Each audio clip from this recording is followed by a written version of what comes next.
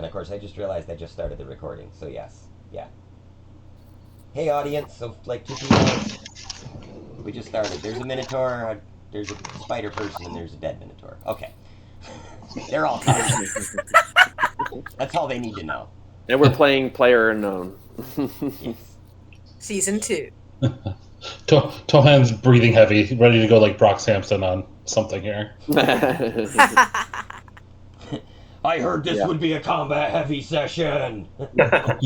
Vanadia's is just holding a fireball in her hand right now. Okay. So I took the liberty of pre-rolling all of my monsters initiatives, because I'm cool like that. So I would like you guys, if you wouldn't mind, to all roll initiative, and I'll plug you in. Boop! Okay, 13. Zach, one quick question. I thought at the end of last session that when we fell, we camped for the night. So I reset them. I took a long rest. We will say that you guys took your long rest on the flight over with the dragon. Okay. That's good enough. Guys, I'm embarrassed to admit that I just found out about hit die and I had no idea what that was. Okay. So there's probably a lot of times I should have healed that I didn't. But so if my hit die is 10, I just roll a d10 every. Is it just every long rest or every short rest? Or okay, so for a long rest, you get all your hit points back. For a short rest, you can roll up to what is it? Up to your level. So if you're like a level 7, you can roll up to 7 hit dice. And it's a d10 plus your con modifier. Oh wow! Okay. So at level 7, I'm probably just gonna be full. For me, I get d12s because I'm a barbarian, you probably get like a d8 gen for being a sorcerer, but so d10. So I would roll 7 d10 and then add. You don't have to roll that many. You only have to roll as many as you need to get up heal to where you want. Right. Because depending on how you play, you only get half of them back after one long rest, depending on whose game you're playing. But I see. Yeah, I tend to try to reset you guys every so often for hit points and stuff so that you're going into stuff fresh because... Alright. So should I just assume full health at this point then? Yeah, for long rests, I give back full health. Alright. Full health, so slots, all that stuff. Full rage. I get advantage on my initiative, and I rolled a 1 and then a 20. So thanks for telling stories today. So I got a 23. Nice. I got a 10. I got 11. Okay. Assuming that Guilfoyle and Valk will be kind of run as NPCs, I might as well roll for them. So let's see. Valk got an 11 plus whatever his dex is, which I think is a 0 if I remember correctly. Guilfoyle got a 14 plus a billion because he's a sneaky fucking halfling. Okay. And put everybody in order really quick. Tohan, that was a really, really lucky initiative roll. Because one of my guys is going to be right behind you when and if you find him.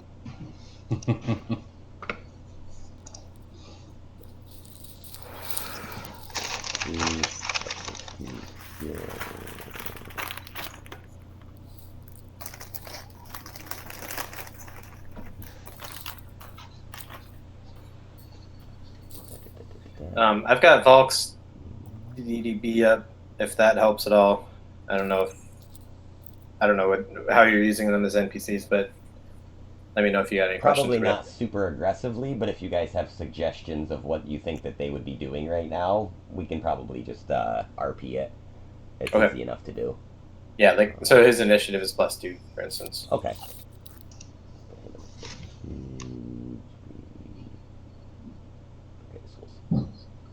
Down for easy's sake. One more second here, guys. Sorry. Oh, his dag. Oh, yeah, that makes sense. Never mind. Hey, what's everyone's preferred game snacks? Usually gummy bears, honestly. Oh, nice. Oh, that's a good idea. I don't know. That's a good question, actually. For me, a lot of times it's you can't see them. Oh, there we go. Chips. Cheddar and sour Ruffles. cream. Cheddar sour cream. It's my Those are Sunday. actually one of my favorite flavors of chips. And Ruffles have ridges. I don't know if you guys You see should that. get Hey, paid. everybody. Nailed it. You get sponsorship. That's right. I find myself going and grabbing string cheeses. This D&D webcast is brought to you by Ruffles. They have ridges. I wish Ruffles was bringing you guys this D&D podcast. It'd be great. I would take payment in potato chips as a sponsorship too, just so that I ate them on camera. It's fine. Free stuff's free stuff, man. Oh no, I have to eat potato chips. I am a sponsorship whore. I will fucking get a tattoo if you pay me enough. So you disarm the trap in the treasure chest, and you find a bag of Ruffles sour cream and cheddar. Now that's amazing. Yeah. Okay, got everybody in initiative. So it starts off. Tohan, what would you like to do? Tolan's gonna rage, because that's what he does. And then he's gonna pull out his last flask of oil and smash it on the ground where all the spider webs are. Okay. And set those all on fire. Ooh, can I set the fire for you? Sure. Okay, I have a cantrip. Boom. But fire. well, I was just gonna take the torch off the wall and set him on fire. All right, you can do that too. Save your actions. It's gonna be a big dungeon. Oh, shit. Okay, so yeah, the webs are now ignited and burning, and the Drider begins letting out this terrible scream, just this primordial, like, scream. Angry Strider. All right.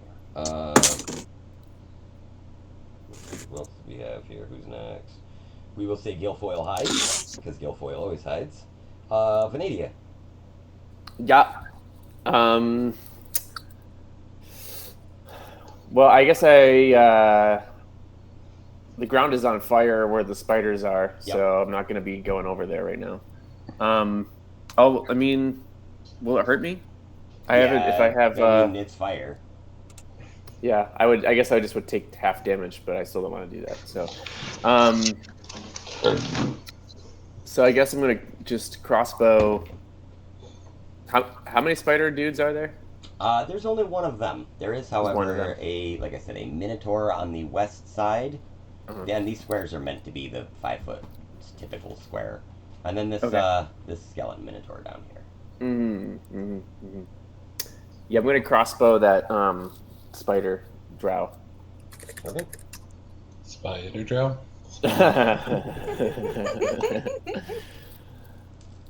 Okay, that's a 14. Does that hit? Check. Believe that does hit.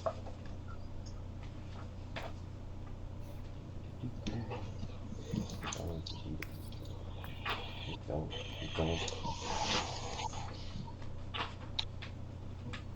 Assuming it's going to be under drow. I should have marked this page too, and I did not. Did for the other one.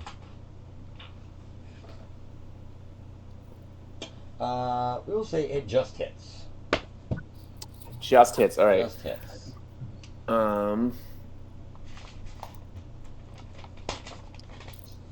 That's 5 damage. Okay.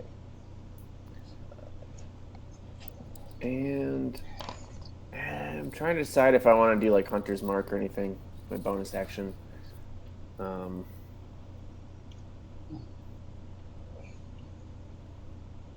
think I've done this yet, so.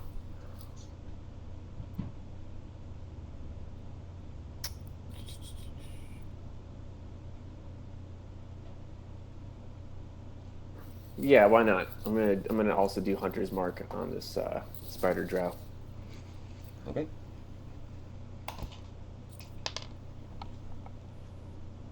Cast it. Okay, so now I got to do 1d6 damage. Looks like. I believe so.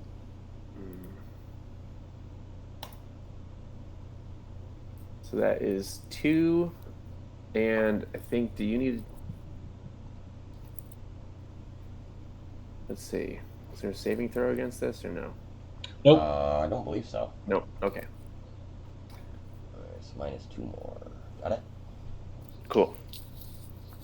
You get 2 attacks, right? Well, I do with 2-weapon fighting, but I don't know if that applies to a crossbow. Aren't you a fighter? Well, I am, but do you really have an offhand weapon if both of them are on a crossbow? I think you just get 2 attacks after a certain level. Like if you're a level. Oh, that's right. No, yes, right. Yeah, I have you an should extra. the extra attack. I have as the well, extra yep. attack. That's true. Yeah. So I guess I'll do another crossbow. Thank you, Nick. You wouldn't get a bonus attack anyways because you use your bonus action to cast Hunter's Mark. Exactly. Right.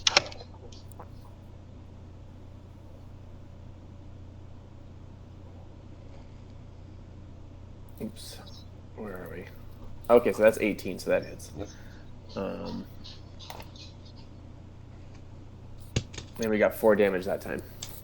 You get the Hunter's Mark on that one too. Exactly, right. So another d6 on that.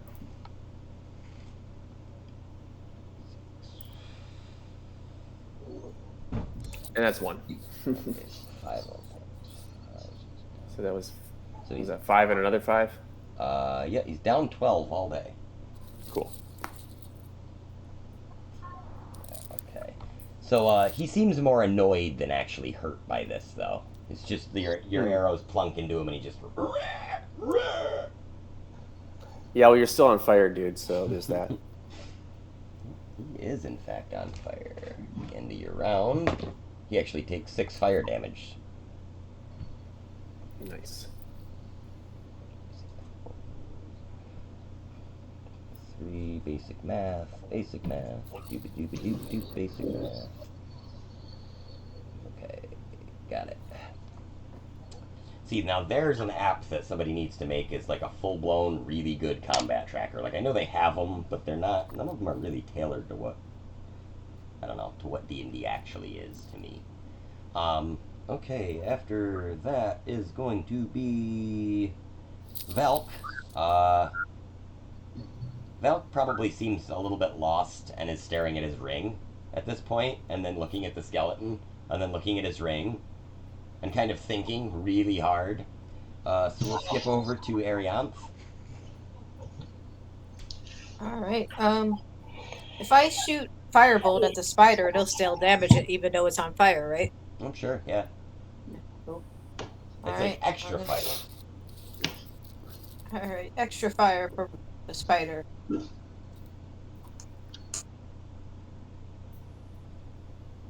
Does a 12 hit? A 12 does not hit. Oh. Alright, I guess that's me then. Okay, I need you to roll a 1d100. If you would. Which please. one is that the 2 10s? Yes. Yep. You don't have a D100 in your set? Just kidding. I haven't gotten it yet. No, I'm kidding anyway. A D100 would be insane. They actually make have them. them. They Yeah. have 'em. Yeah, I've seen those. Yeah. They roll for like 4 hours before they land. I know. And you're also kind of like, I feel like you'd be squinting at it. You're like, well, Yeah. I think that's the top side right there. But if I tip my head this way, Yep. half a degree. 11. Right. Oh, that's right. I forgot about the whole wild magic thing. Yeah, you did.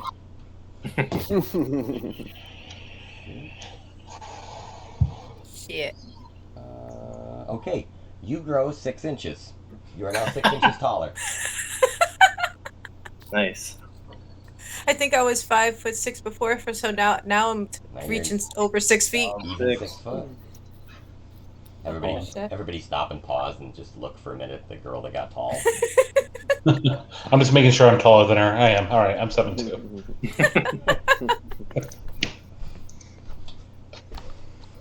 I just look around, shrug my shoulders. Maggie can't see your face anymore. Maggie's short, isn't she? Yeah. Oh, how short is Maggie? I didn't really know that. I don't remember. Let me see.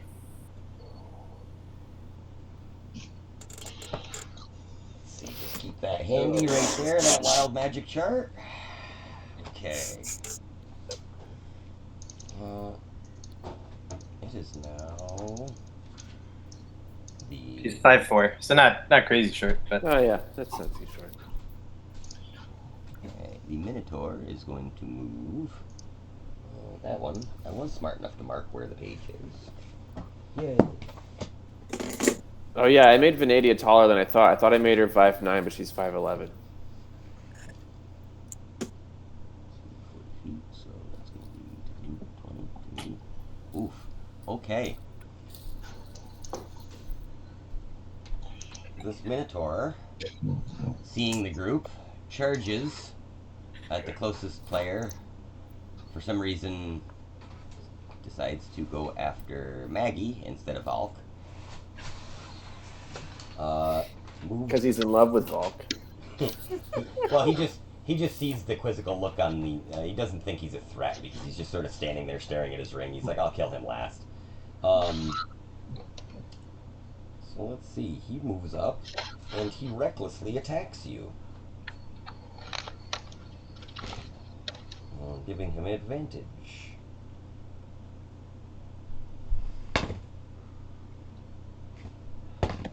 All right. Does a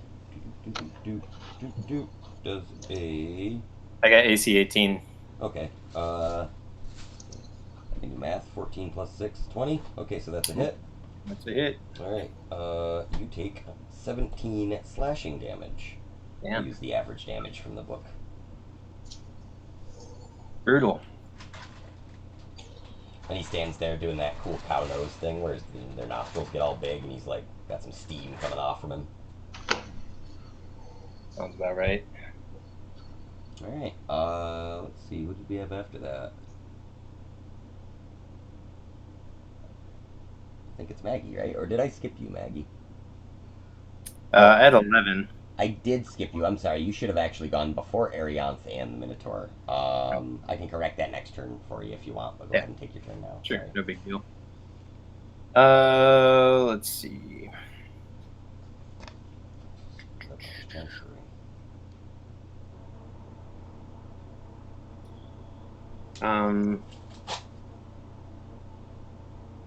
Does Maggie have a sense of whether, like, you know, like if she casts spiritual weapon, that's risking the wild magic, but is it like every time she uses it, that's risking wild magic?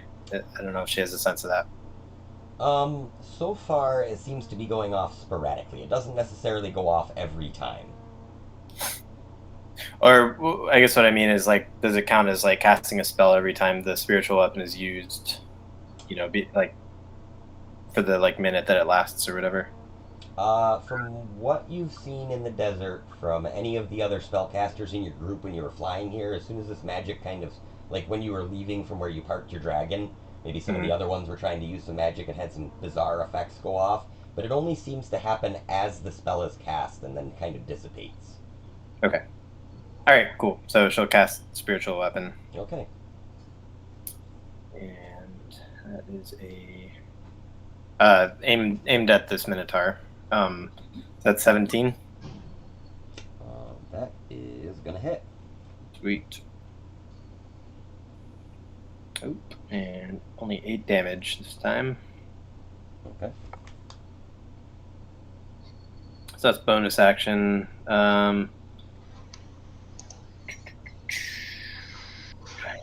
Guess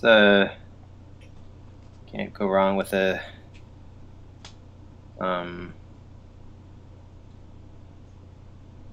we'll go ahead with an aid spell.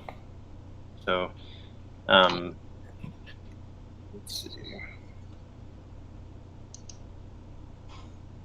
I'm gonna say Maggie just because she took that damage, Tohan and Venadia, I guess.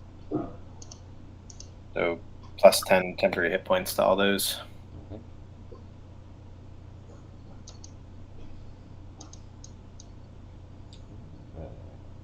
Now, Dave, was this the one where it was? It turned out to be the max hit point modifier and not temporary hit points. Oh, let me see. I thought that's what we found out about it.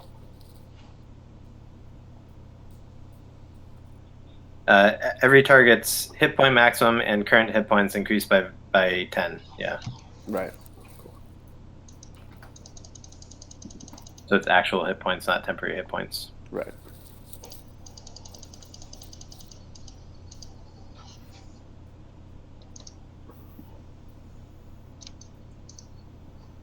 I'm not sure exactly what the difference would be as far as how it would actually play out, but Well, so there's certain things where like she can only heal up to half of damage that somebody's taken. So if somebody's hit points are 10 higher, then she can do more healing. right. Cool. With her, like cleric, disciple of life stuff. Nice. I can't figure out if there's a way to represent that in D&D Beyond. Oh, I see it. If you click on the hit points, there's max hit point modifier down there, and you just put 10 in, or you just click it up. Yeah. Cool. And then you have to heal yourself up to that too. Okay, so next up would be let's see here, Anthony already went. The Drider finally gets a turn. The Drider moves about 15 feet up the wall above the flames and moves down to here, ending on the wall. And it fires a hand crossbow at you. Oh, we're slow. 8 plus. Reading. Where is it?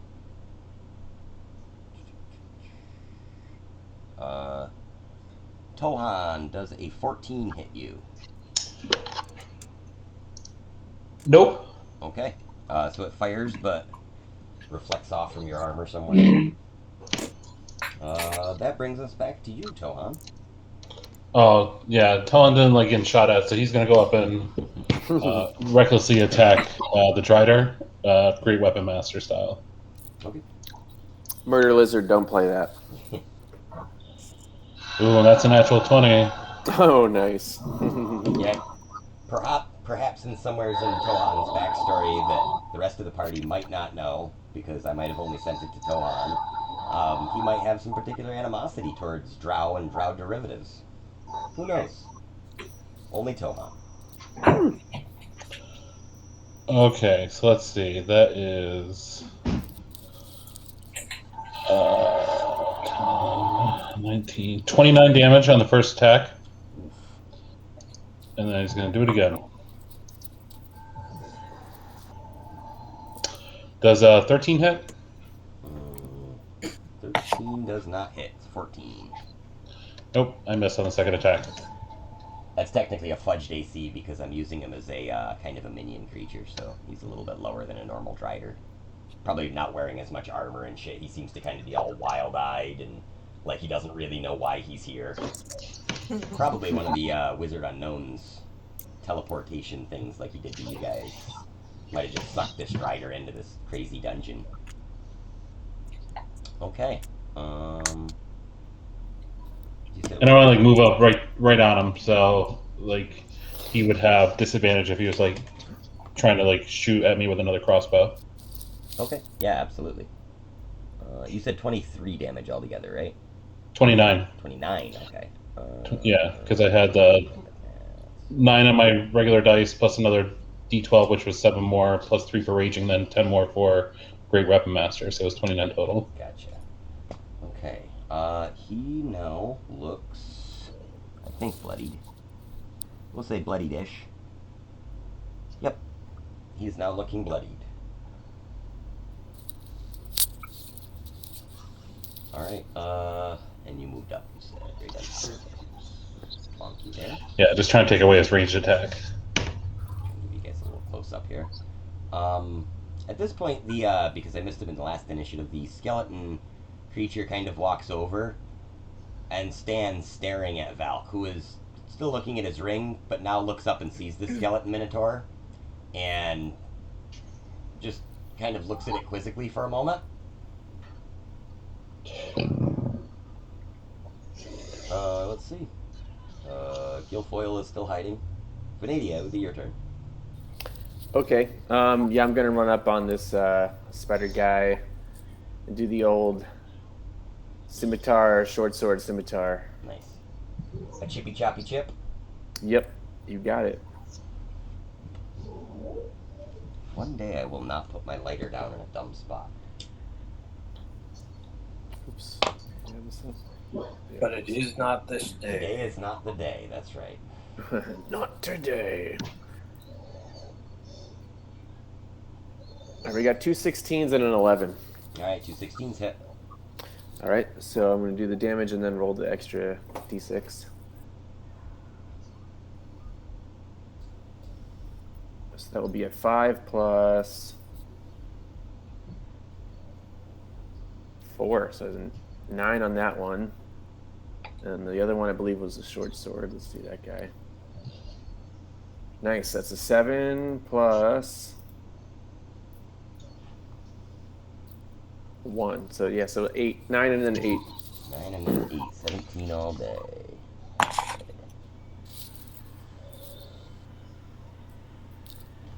Okay.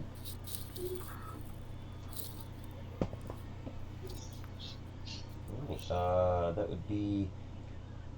Velk probably would, I'm assuming by now, attack the Minotaur that has been attacking you guys. He'd sort of break out of his stupor and probably turning to attack the creature that had already shown its affliction. Let's see. I'm gonna guess that even with his modifiers, a 5 would miss said Minotaur. I'll give him a second attack because he has one. 9 plus modifiers. Minotaur has low AC. We'll say that one hits. I don't know what Valk does on damage, but we'll rough it and give him a d12 and call that 6. So he does some damage. So he's currently wielding a dagger, plus 7 to hit, and then 1d4 plus 4. Okay, so yeah, that works out. I might be a bit fudgy tonight.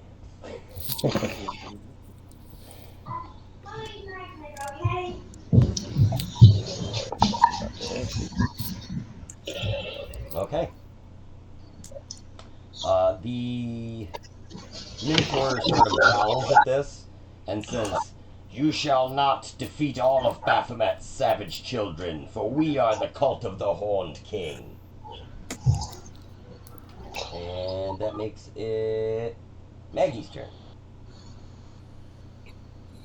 The Maggie's right up against the Minotaur, right? Yes.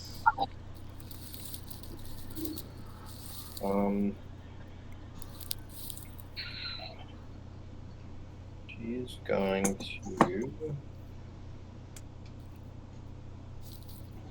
first she'll hit with that spiritual weapon. Okay. So that's 19. 19's a hit. And then 9 damage. Okay.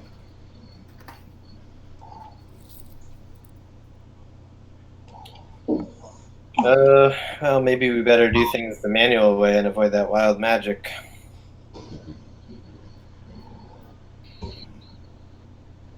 So she'll take a swing with the Dwarven Thrower, which is 14. Does that hit? That is a hit. That just hits. 5 damage.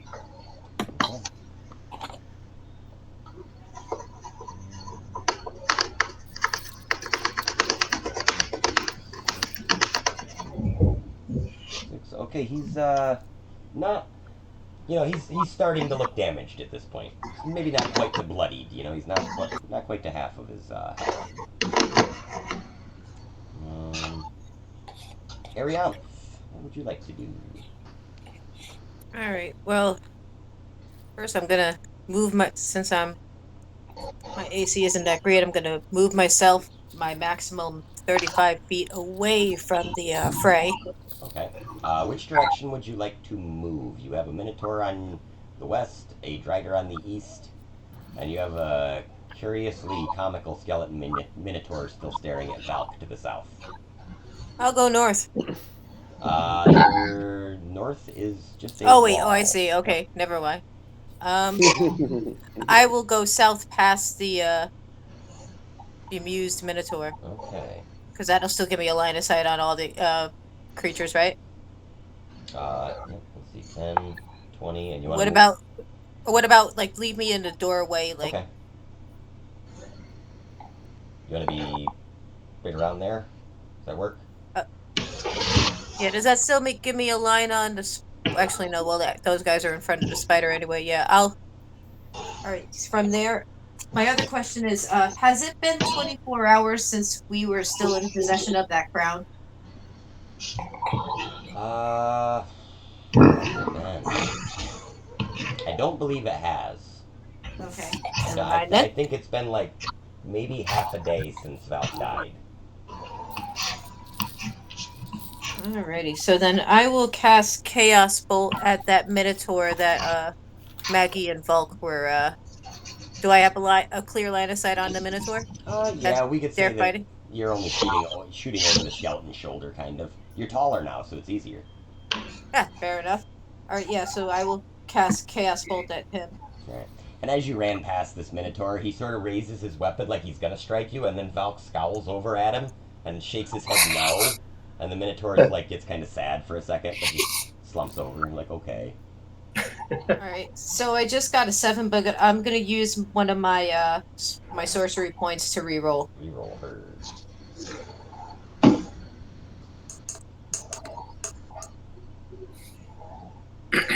Does a 14 hit? 14 does hit.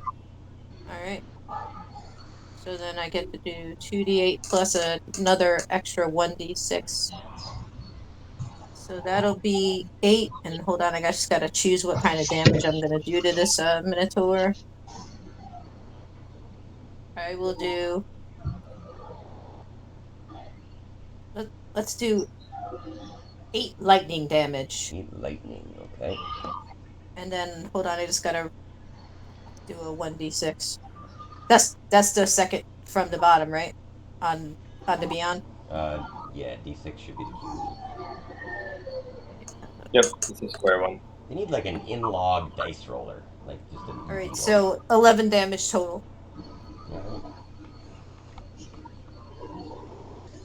Alright, he is definitely looking bloodied now. And that'd be me. Okay.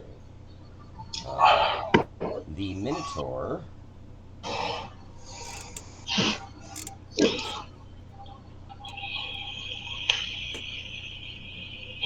Oh, and I'm sorry, you know what? Did anybody miss an attack against the Minotaur last round? I don't think so. I don't think so. I think I tried the spider thing the first time. Okay. Did Volk do 1 or 2 attacks? Valk did 2 attacks and he missed one of them, so I'm actually gonna, because he was supposed to have advantage on those attacks, we'll roll one more attack. Oh, yeah. Advantage, okay. So he hits the Minotaur yet again,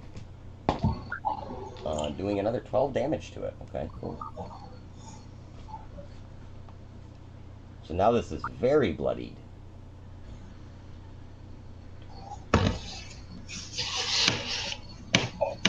And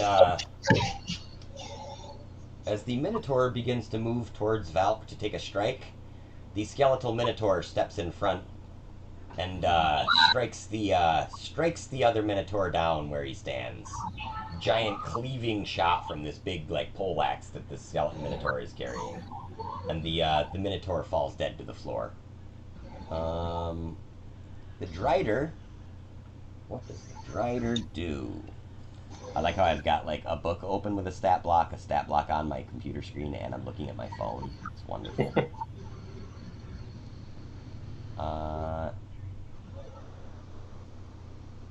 The Rider casts Darkness. Magical darkness spreads from him in a 15-foot radius, which is going to be around you, Tohan, Venadia, and I guess that's technically Guilfoyle, but you guys don't know that. Nobody can see him. Creatures with dark vision can't see through this darkness, and non-magical light cannot illuminate it. So if you guys were using any sort of light cantrips or anything like that, if it was assumed, then it goes completely dark in this globe of darkness. And then... Zach, what is the center of the globe of darkness here? You see Guilfoyle's character, the green character? Yeah. We'll say it's centered right on him. So it's going to actually capture everybody except for Arianth in it, it looks like. Okay. What's the diameter of it? It is a 15-foot radius. I thought you told me Will wasn't dead. So it's 30 foot wide. Why did it just pull his body out of the water? Is it cast like Yes. as Guilfoyle is like where it's emanating from, or is it just happen to be where he is? Yeah, it just kind of happens to be where he is. Okay. All right. So it doesn't move. It with him. occupies a portion of the right tile where the Drider is, and most of the left tile where you guys are. Like the skeletal minotaur would be just on the outside edge of it. Oh, I'm done. I have a little drawing tool. I can just draw it. That would probably be helpful, huh? So there's like... Is it not drawing me a circle? That's odd. Okay. Oh, it's drawing it underneath the board. Oh, that's dumb. Alright, well, you guys know where it is. Oh, technology. So after casting Globe of Darkness, the Drider tries to bite Venadia. Fucking That is a 21 to hit. Yeah, that hits. Okay. What a dick. Let's see, 7 slashing damage. Or no, No. sorry, reading the wrong thing. I apologize. You take 2 piercing damage and 9 poison damage. Fuck. So how does poison damage work? So when you are poisoned,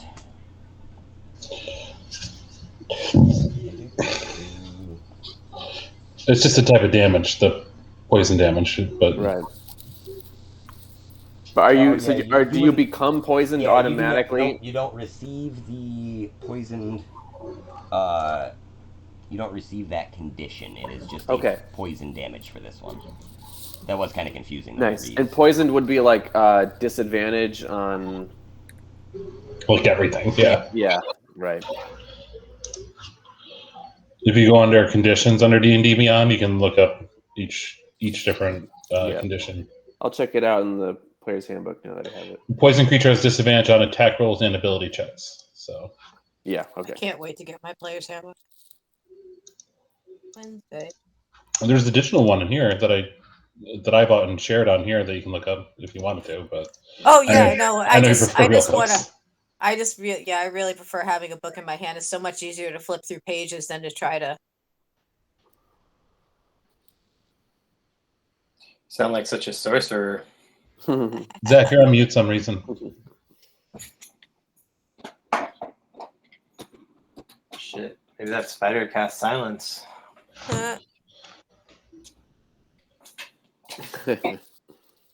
I see him talking. I'm just like, oh, I can't hear Zach.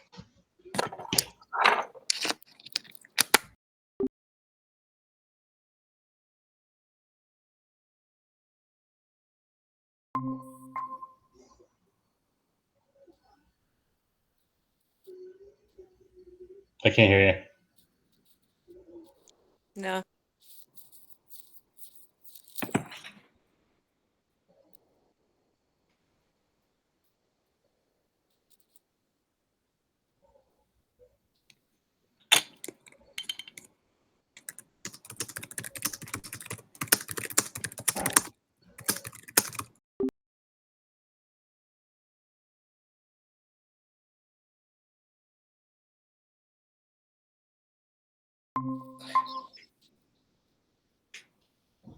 Hello? Nope. Still nothing. Shit. I have no idea what's going on right now. Something. I don't know. I can see a little bit of his lips moving. The thing came up on the screen that said your mic isn't working, so Yeah. hardware problems. Definitely seems like a hardware problem. Mm. Or a driver problem. Maybe a computer reset. Ruh-roh. Mic malfunction.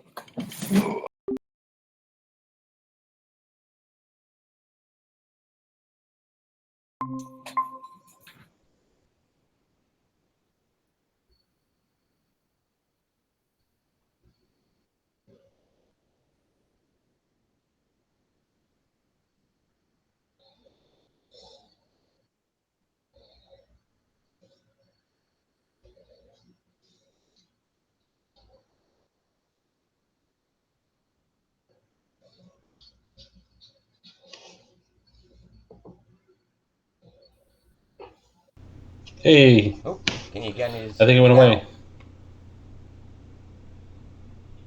No? Still nothing. No. Damn. I was gonna say it doesn't look like he's on mute now, but Yeah, still that's can't hear weird. him. Oh, back on mute. I don't know why it's doing this. Sad face. Oh, now I Wait, got you. here you There are. he You is. guys got me? Okay, cool. Yeah, Yeah. what the Weird. heck? I have no Dramatic idea. words I are sexual. unplugged my mic and plugged it back in and waited a second, and then it started working. There you go. All right. Huh. All I had to do was sad face emoji, and it fixed Exactly. I was everything. just gonna say you just had to say sad face, and that's it. That's Weird. actually the first words that I heard were Yeah. sad face. Really weird. I have no idea. Okay. Sad face. Jesus. Where were we? Let's see. I think we're back on Tohan at this point. So I'm in darkness. I can't see, right? Correct.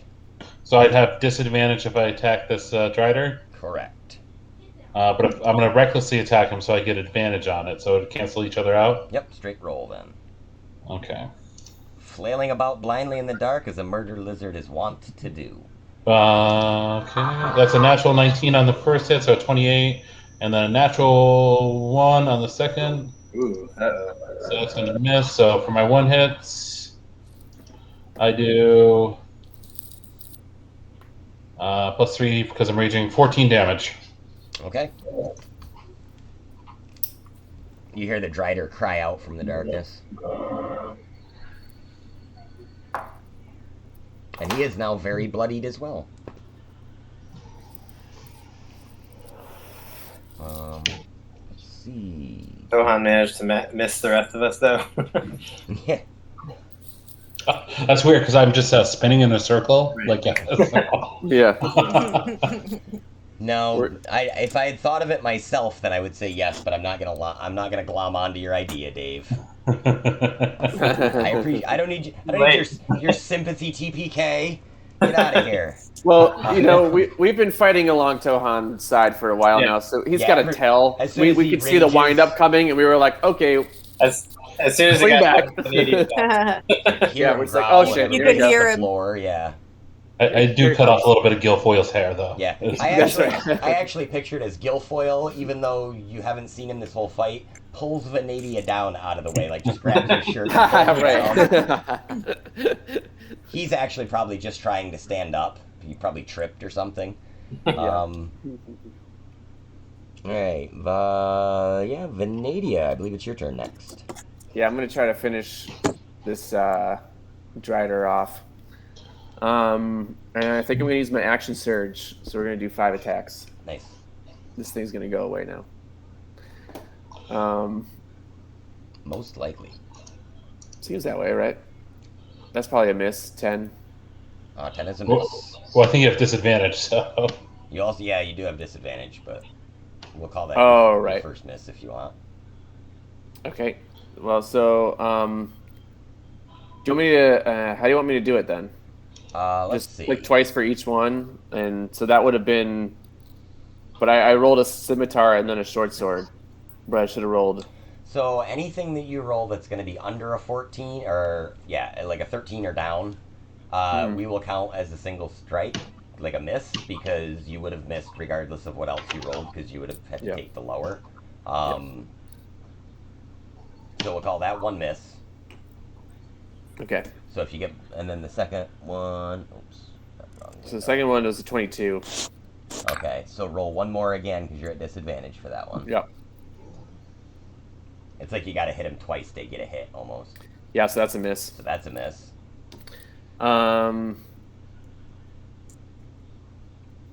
We got 13. That's a third miss. Fourth miss. Fourth miss.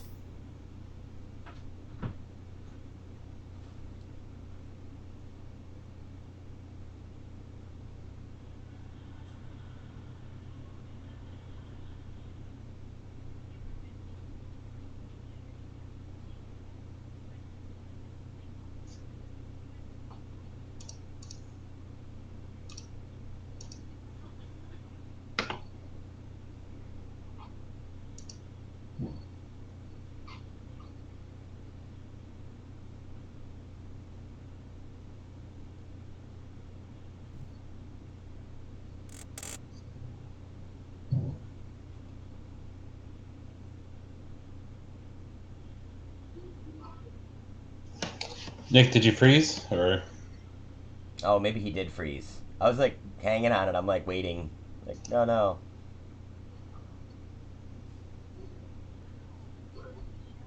Maybe it's D&D Beyond being wonky. I don't know. Or Google Meet. It's more likely Google Meets is being weird. Yeah.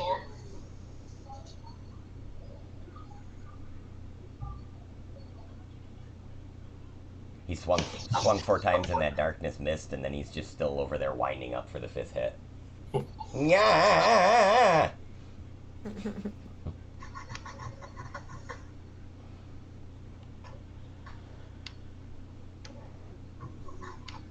Yeah, I was trying to remember if Hunter's Mark helps him hit in darkness, but I don't think it does. But it does help you like find that, like if you're tracking him. Yeah, he knows generally where the thing, like he can follow it, but I don't think it necessarily allows him any benefits to hit. Yeah. Like if it ran away, we could follow him better.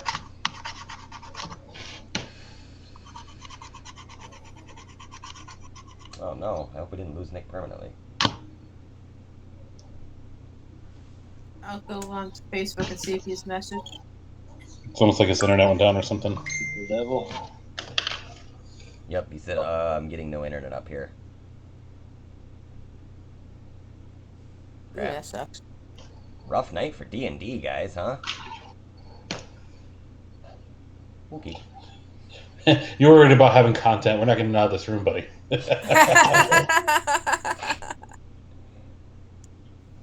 Alright, so he rolled a 20. He's just sad face, he says. Alright, you know what? I'm gonna give him the gratis kill on that one. It probably wouldn't have hit points wise, but I gotta.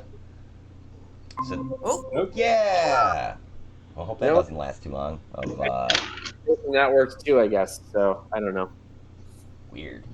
weird. That's the new answer to. You did That it. You said sad face, and it worked.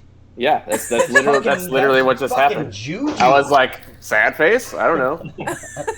Password sad face. It's like swordfish There you go. sad face. They just misheard us. All right. So somewhere in there, I had a nat 20. I don't know. I lost track of our misses, and but we have the game log. So You kill the Drider. Yeah. There. okay, tried to say. Cool.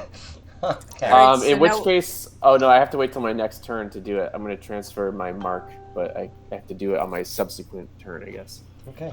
So Does the globe of darkness stay there when the driver dies? Or? as soon as the Drider dies, just clicked off from his sheet, but I will take a shot in the dark, and it might not be canonical, but yes, the globe dissipates as soon as the Drider falls.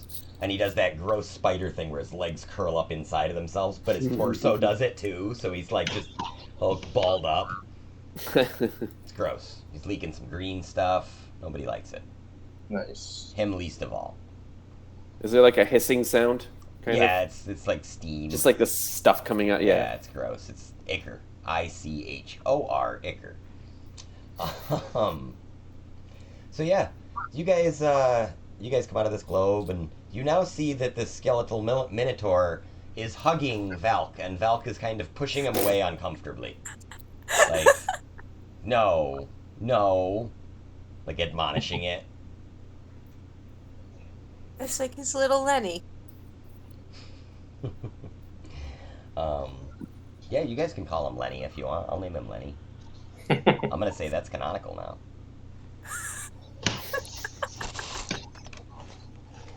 Is that like a Mice and Men reference? It was. Alright, so Lenny, he's hanging out with you guys. It's funny because I was like gonna name him like Bonesy McBoneface or something stupid, and I was like, no, I'll just let them name him. So Yeah, Lenny. yeah, Lenny's pretty good.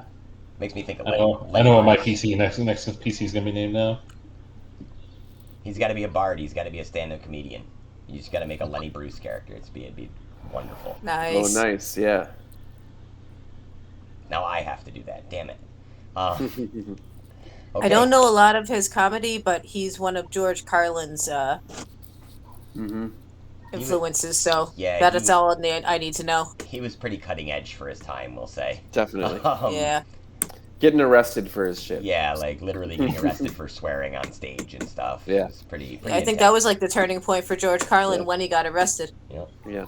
I mean, I think Lenny Bruce Moore got arrested for like being nice to black people, but yeah. That too. Yeah, it was. He was not a. Not surprising designer. for the That's all. times. That's all it took in the 60s. Yeah. All right, so, yeah. Well, how would you guys like to proceed? You're in this dungeon. There are several pathways that you can kind of see from where you're standing. I want to go check out this shield and spear situation. Okay.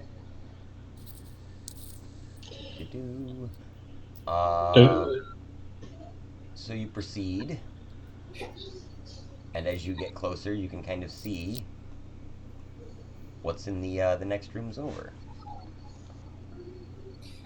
Can anybody remind me quickly? So we were in this dungeon partially to look for Tohan's parents, and partially to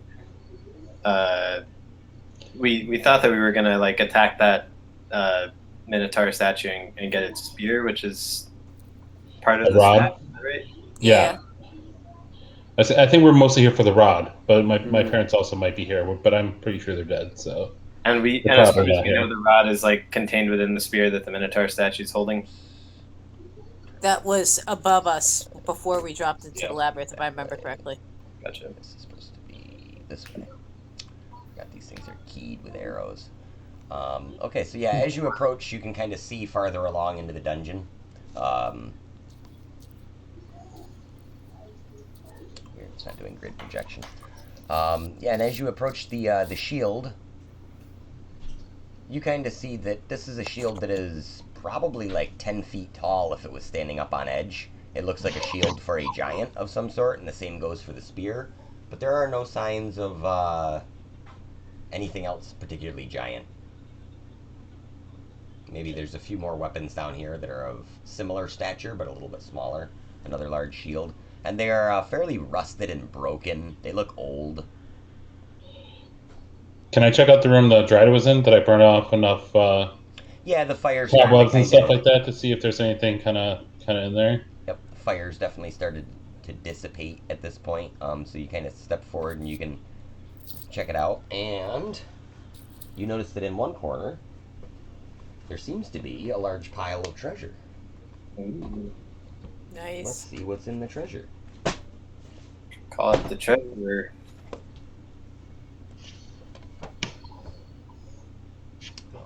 Now I need a D100.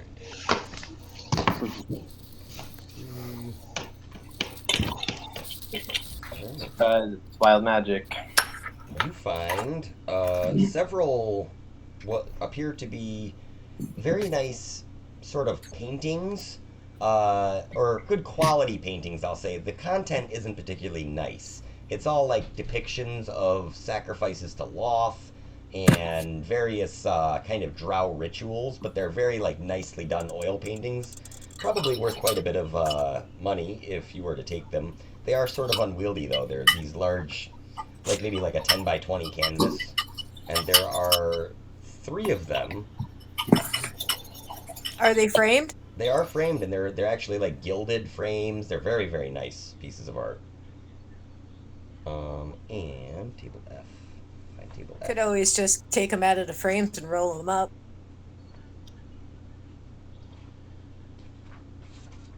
Where's table F? Oh god.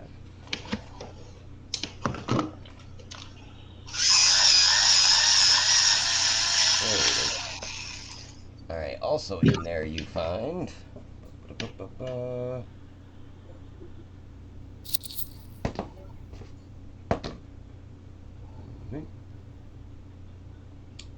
you find alongside this is a broom that is ornately carved with magical looking runes that begin to glow as you approach.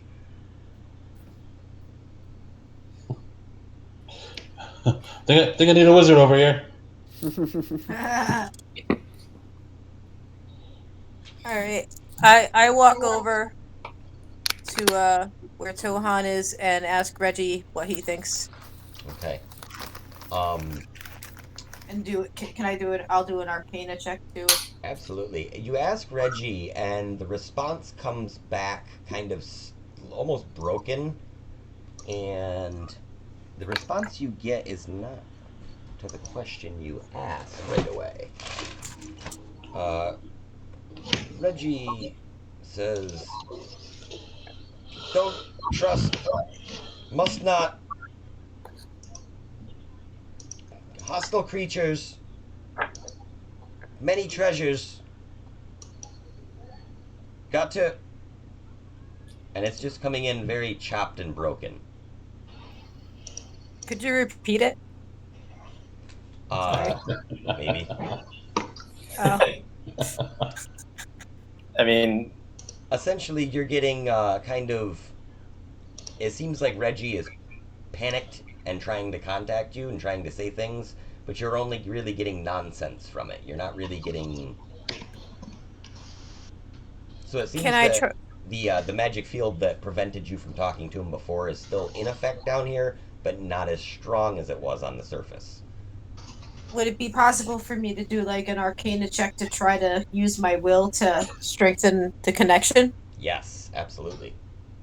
All right, so I got advantage on that. So if you call Maggie over, she'll give you guidance too. I do so. All right. Trap. Just add a d4 to that. All right, so 22 plus.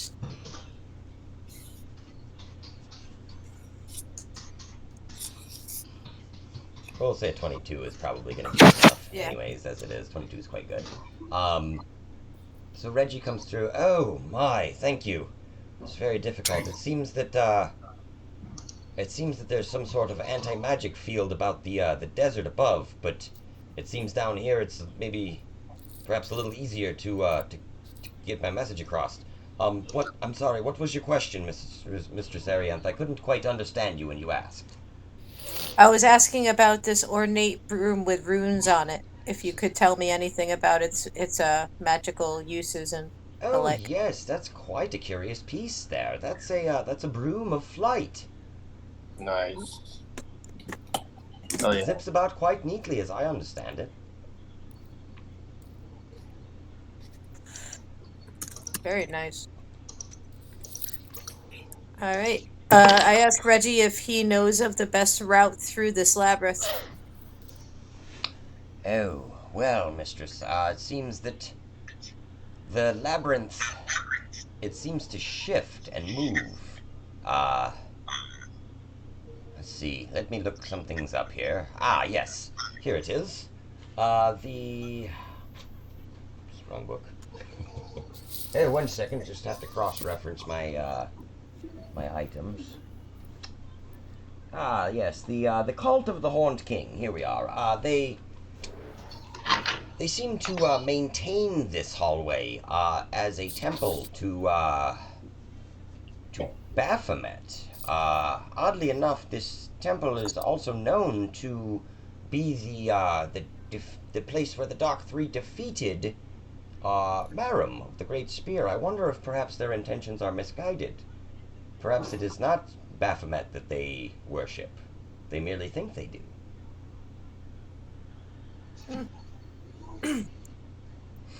And as you guys are standing there in the room, you can also kind of see around some corners here now. Because there are fairly open doorways going across. All right. Is anybody going to grab that broom? It's all yours. All right. I asked Reggie if there's any reason for me not to touch the broom. Is there any? Is it cursed or anything? Seems perfectly safe. All right. I guess I take as long as you don't fall off from it. That is.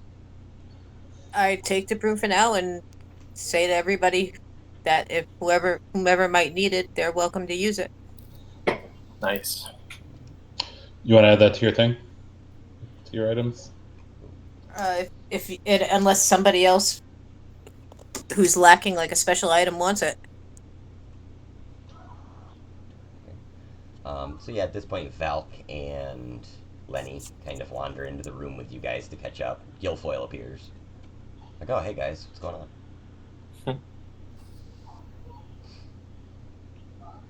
Looking into the next room, you see what appears to be some sort of a siege weapon that is rusted and broken apart.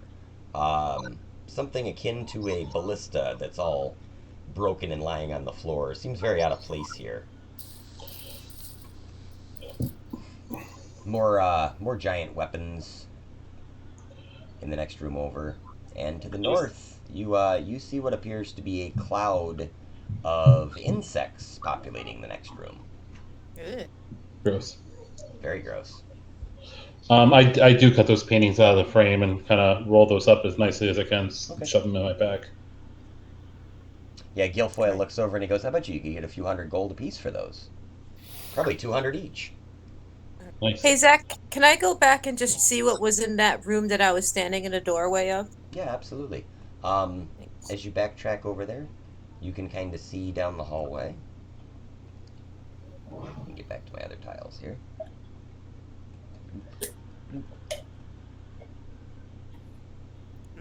Another cloud of bugs. Yep, there is more insects in that direction.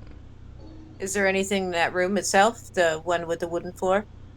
No. Nothing besides just some very sketchy looking boards. Alright, well then I backtrack and go back to the rest of the group.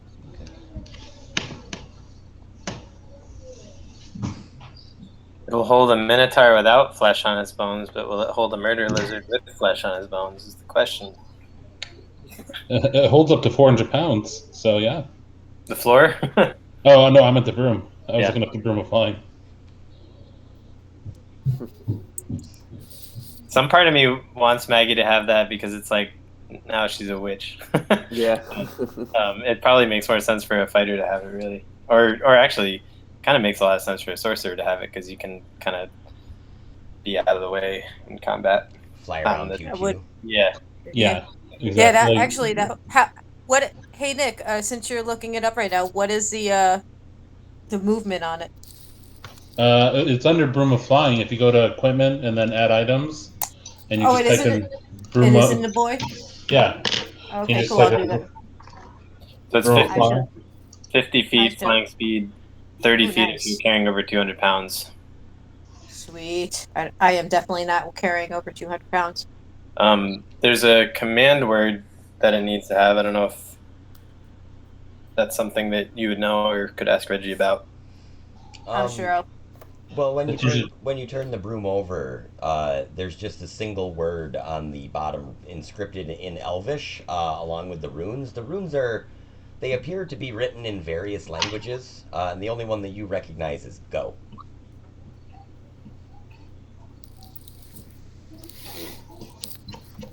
Yeah, it keeps Ariane from being on the ground for fights and stuff like that, and out of the way of getting hit. No, it works for me. I'll definitely use it to my advantage when attacking, because then I won't have to worry about hitting something while you guys are attacking it in a melee position. Oh, yeah. Gifts of mana from RN Jesus. If we even get to keep this stuff by the time this whole thing is over. Yeah. Good point. All right. All right. So yeah, how would you guys like to proceed? Maggie's curious about that siege equipment. She's trying to figure out what the hell all these big weapons are. Yeah. Tohan was looking at that big shield, wondering if he could wear it like a turtle, but he's gonna go with the siege weapons too. Wait. Oh crap, I got it too. Hold on, I gotta get rid of one of these. There we go. Are those bugs like approaching us, or they're just chilling? They just seem to be occupying the room. It's just like one of those, those like really obnoxious gnat swarms that you don't see sometimes and you walk into? It's like those, but a lot thicker. So like you can't actually see the back wall through the swarm of bugs. And they're, maybe a little bigger than that, but they seem to be just nasty, gross bugs flying all around in a big cloud. Maggie's content to check out the siege equipment and wait for dragonflies to come and eat the flies up. Okay. So as you enter the next room, Maggie, Maggie's character. There you are. As you enter the next room, you get over by the edge of the siege weaponry, and in the next room over, which room? Which room are we gonna do? In the next room over, here we'll say, you first see it. You see another Minotaur. This one, however, is wearing the garb of somewhat more of a warrior. Instead of just wearing a loincloth, this one actually has some armor on. He's wearing like some kind of banded leather armor with some metal plates on it and stuff. He has a large spiked shield and a short sword. And as soon as you cross into the room, he sees you and lets out a large bellow.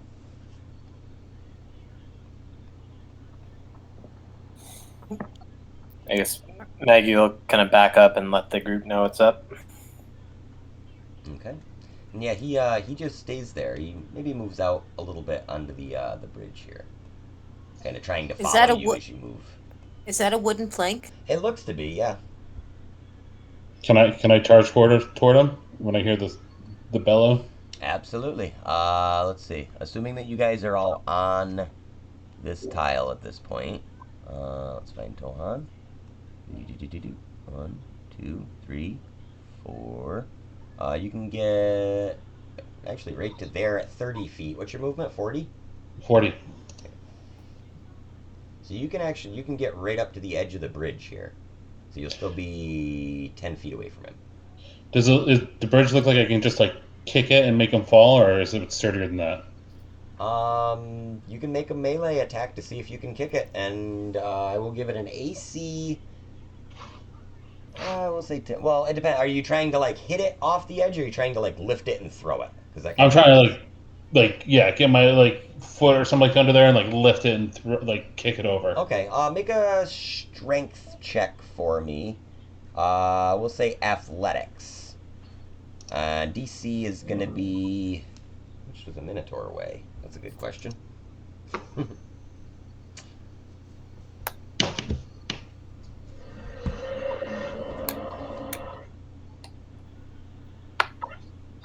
You know, they don't include weight on the monster manual stats. Okay, so we'll say he's big. Say it's a 22. I rolled an 18. Oh, okay. Sorry, I didn't see it on the thing there. All right, so yeah, you heave, but it does not kick the board all the way off. It maybe moves it over a little bit. I'll even make it so that he will make a dex check to see if it wobbles him off or not. He rolled a 15, and he has a... I know he's got a plus to his dex, but I don't remember what.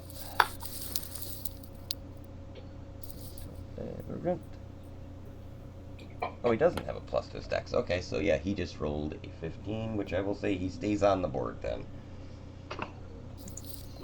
Can I move up and shoot at the board with my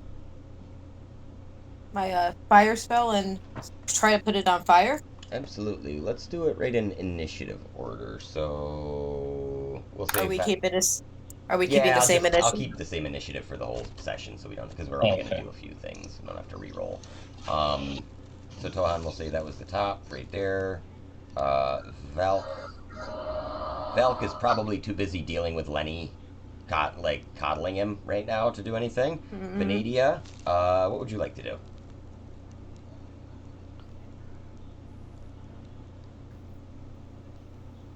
Sorry, guys. We were trying to set the plank on fire. Is that the deal? That's what I was gonna do. Or just knock him in somehow. Because I could use a cantrip and try to do that. Let's see. All right, so Produce flame. assuming you want to move up to get line of sight, then. Yeah. 3, 4, 75. Your movement's what, 30? So I think that's right there. Yeah, 30. Okay, so yeah, you're able to get right to the edge here. For some reason, my grid projection didn't go. It only went onto the back of these cards and not the front. Mm-hmm. I'm actually gonna fix that right now. No, it projected. That's super weird. wonder why it's not doing it on these ones. Alright, sorry. I mean, what's the best way for me? The flame appears in my hand, so I could either like try to touch the board to set a flame to it, or I could try to throw a fireball at it on like I guess a later turn. Yeah, I don't think you can reach the board on this turn. Could always just attack the Minotaur then, I guess. Right. Yeah, Zach, the Minotaur is like clearly hostile at this point. Yeah, he's like, he already started kind of screaming threats in Minotaurish, whatever language that is. Probably Abyssal, I think. Your mother was an angel. That's probably how I think that those would, like they're trying to be insulting, but they're really bad at it because they're all used to being around demons. Blood and horns, glory to Baphomet. Yeah. Can you dash as a bonus action? Yes, absolutely. If I dashed as a bonus action, could I reach the board and touch it with my the flame in my hand to try to set it on fire? You would have used movement. Oh, I'm sorry. No, dash is a full action unless you have unless you have specific features. There's a few that or like the haste spell I think does it too. Interesting. Okay, just curious.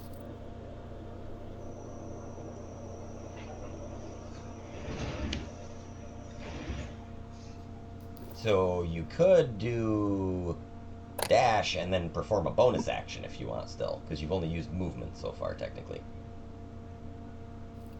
Well, the produce flame would be a cantrip, so that would be an action. Yeah, unless it says bonus action on the cantrip. Yes. No, it says one action for that.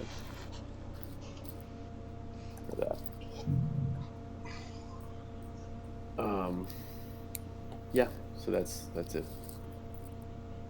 Okay. Let's see, who's next?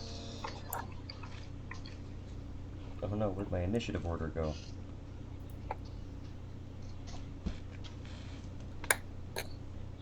Where did my initiative order go? I think, unless you're including Goful, I think it's Maggie and then Arianth. Yeah, that sounds correct. How did I do with the piece of paper? I'm the worst frickin' person as far as losing stuff that's directly in front of me. Like, just had a notepad with the initiative and stuff on it, moved it, don't know where it went.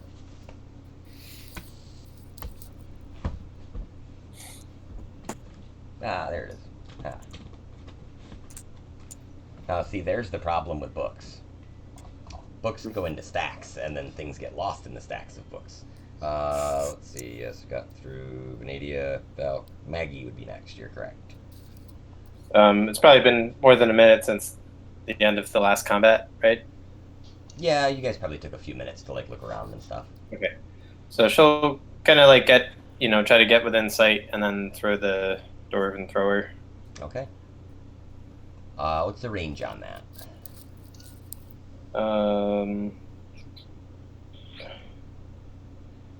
60 feet. Yeah, you're well within it. Normal range 20 feet, long range 60 feet. Okay, so yeah, you would be able to get to it, though. Trying to make sure that it wasn't like 30 or something silly. So you run up behind Venadia and go ahead and roll your throw. Cool.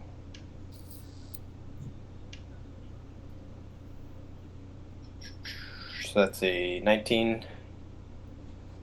A 19. 19 hits. Nice. And 12 damage. Alright.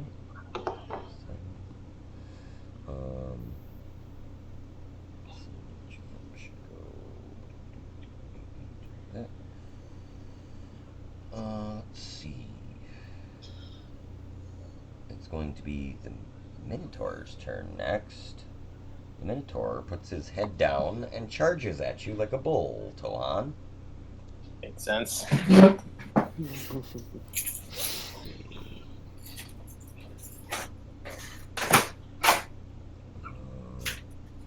is going to count as 2 attacks. Is a 12 plus 6, 18 hit? Yep. Okay, so that's 13 piercing damage for the first one. Okay. Does on a 19 hits, so that's another 13 piercing damage. So you're just he just slams into your upper chest area probably. Oh, my pecs, something like that.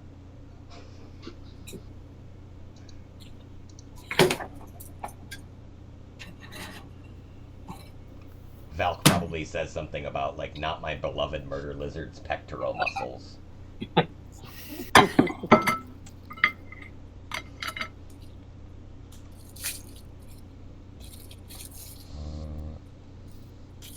Lenny's probably finally let Valk make his way down. I know, and I wasn't raging, so I took all of that. The oof is big. All right. Is that the most damage you've taken this entire game? Probably, right? Probably. No. Ariana. I took more at the dragons. Oh, yeah. Alrighty. Well, I'm gonna try out my nifty broom. Nice. So would that be considered my action? Is getting myself situated and up on the broom? No, I'll let you do that as a free action. We'll assume that it's equipped. Or like you've taken a couple of minutes to kind of familiarize yourself with it before this battle broke out. Alright, so I say the word that makes it go. The elven word for go. Okay. Yeah. And it rockets up into the air. Oh, are these elven runes? So, because if they are, I should be able to read them. The one rune was elven, and it just said the word go. The other runes seem to be kind of various languages. Like they're all different. They don't look like the same. But if you had to guess, they all probably say the same thing in different languages.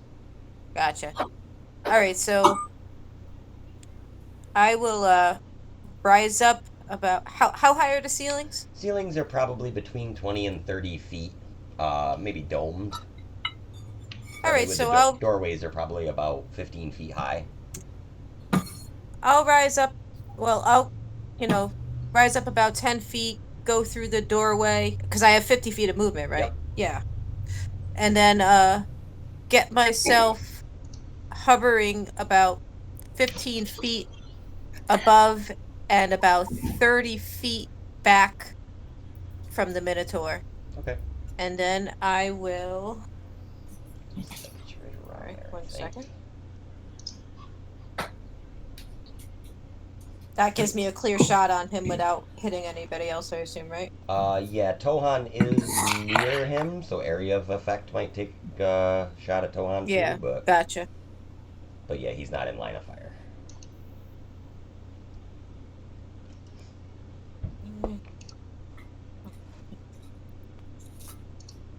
Alright, so I will cast another first level chaos hold at him.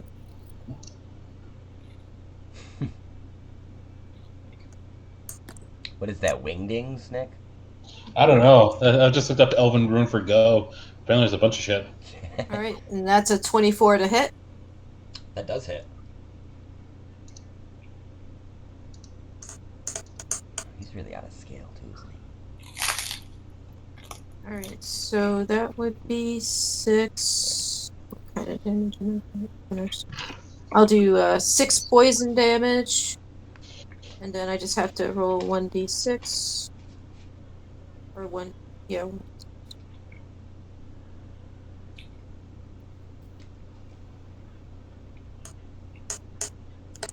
Alright, so a total of 8 damage. Okay.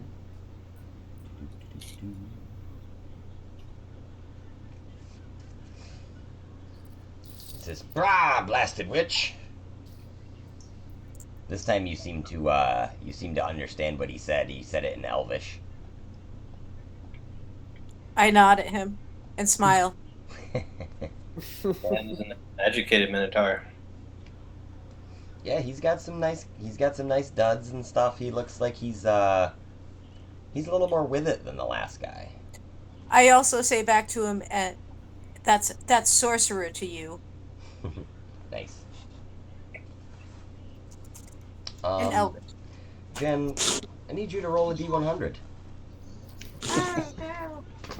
Isn't it crazy how sporadic it is? And it's like almost like right when you guys forget that it's a thing, then I do it again. It's really crazy how that works. It's just wild. Go wild figure. magic. That would be a 15. 15. Okay, what do we get? Oh, well, that's nice. For the next minute, or 10 rounds of combat as it is, you regain 5 hit points at the start of each of your turns. Nice. Oh, hell Yeah, yeah! so that's 10 rounds of combat. You get All right, so does that if That I'm says at how max many? hit? you So if I regain 5 hit points at the start of each of your okay, turns. so if my hit points are full, it doesn't really matter at all. Nope, but at the beginning of your next turn, you might be down. You know what I mean? If you get hit or Fair. something, Yeah. so for 10 Gotcha. rounds, you get 5 each round. You get a tad back. It probably feels That nice. is cool. Sometimes wild magic's A-okay with me. Mm-hmm. Yeah, I'm gonna have Once to in a while. customize this chart a little bit. The wild magic likes that you're on a broom in a dungeon. Yeah, probably. That's cool. Yep. There you go. Do some hit points. Okay. Who was coming up next? Oh, did it again. After Ariance. It already went. Let's see. When Arianth... Come on. Mouse is not working here. When Arianth flew up into the air here, she kind of flew by. We saw into the next room. How high are the ceilings here? So I would say probably at max height, like in the center of the room, they're like 30. And then around the doorways and stuff, they're probably about 15 feet to go through the doorways. And it's sort of like a domed ceiling in each room. It's almost like each room is like this weird self-contained entity on a card. So yeah, you just see what appears to be kind of a empty room down here. And let me see if it is. Oh, cool. Yeah, I have pretty good vision. So. So in the very back corner of the room, you notice that entering from this door right here is dun, dun, dun, dun, dun, dun, dun, dun, an even larger minotaur than the one that you guys are currently fighting. This one wielding a large axe. Ooh. Dun dun dun. Is it too late for me to yell warning to everybody, or is this my turn done and no actions allowed? Well, we'll say it was your free action to get on your broom, so you Yeah, probably so, make yeah. a mental note of it, but like you're like, wait, Uh-huh. what was that? Did I see something? It's more of like you just barely noticed him as you flew by or something.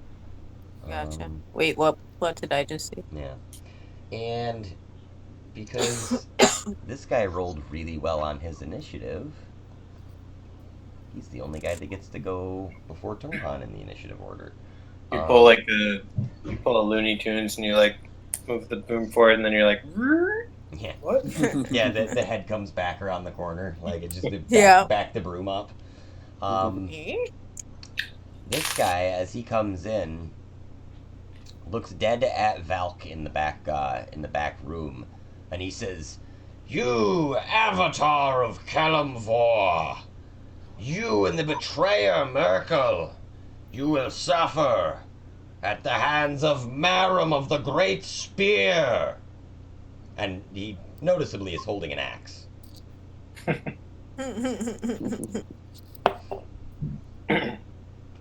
The Minotaur that Tohan is standing next to snarls again, and this time he's looking up at Arianth and says something along the lines of, "Yes, let's see how well that you fare now that my deity is here. You shall fear Baphomet," even though this guy just clearly started yelling about being Maram of the Great Spear. Minotaurs are not smart. Just put it that way. I just kind of laugh at him. Nice. And as Maram / Baphomet, whichever he is, you don't know, he charges all the way into the room. You, Arianth, are above him, so he can't quite reach you. But Lenny, who is standing directly in front of Valk, is about to get fucking serious fury rained down on him for hanging out with the enemy. Find his special stat block.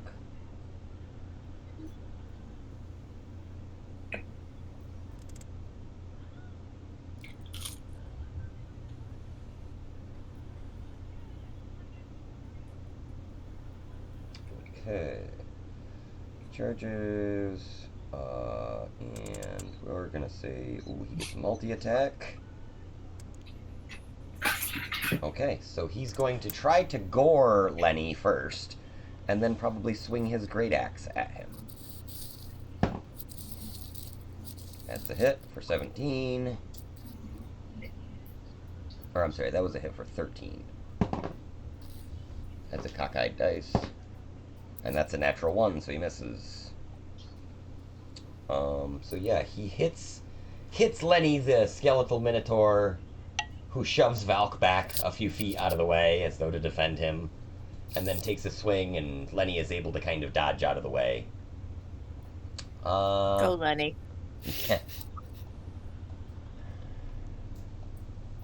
His jawbone kind of just comes unhinged. He's just hanging out.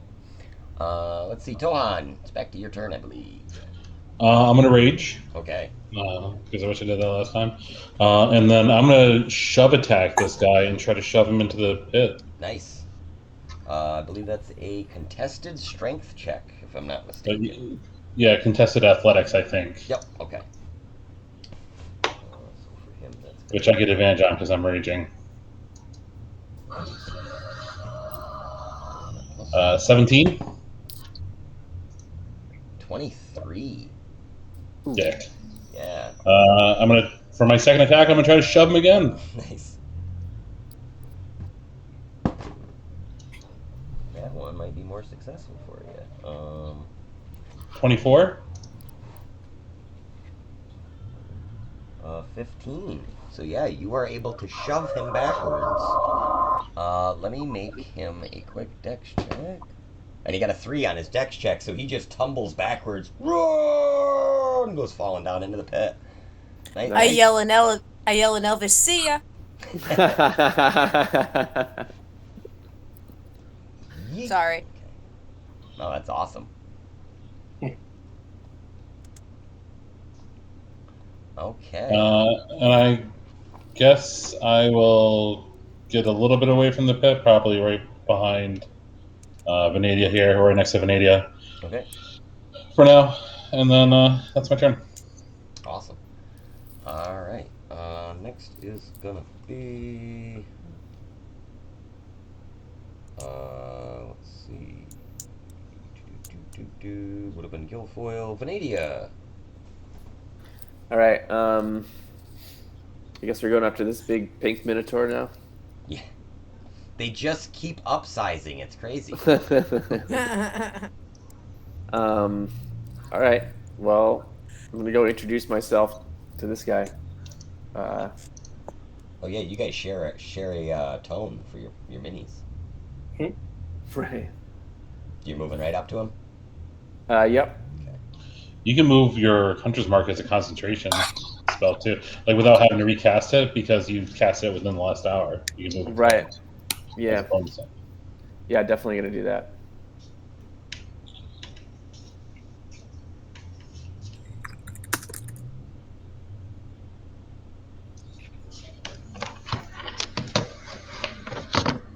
All right.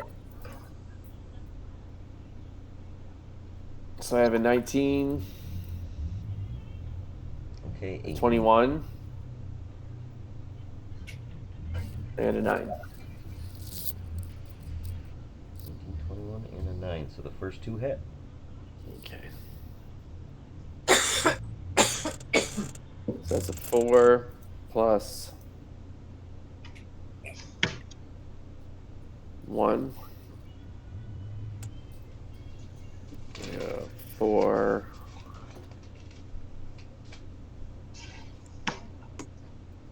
So you get a 5 and 7. 12 all day.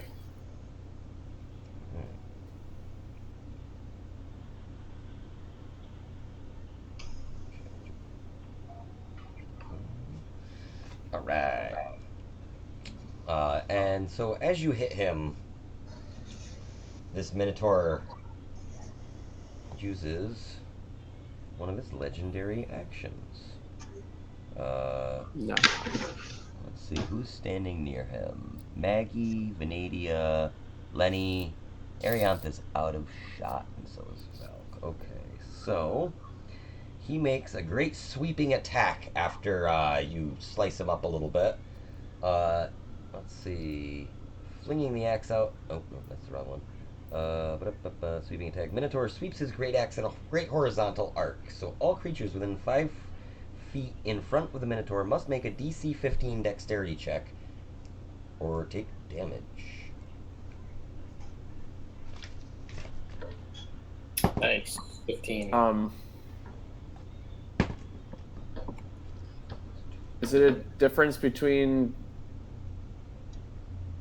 me clicking Dex in the saving throw or just clicking Dexterity? I would say You can be proficient in dexterity, so that'd be the difference between a saving throw and a modifier. yeah. Gotcha.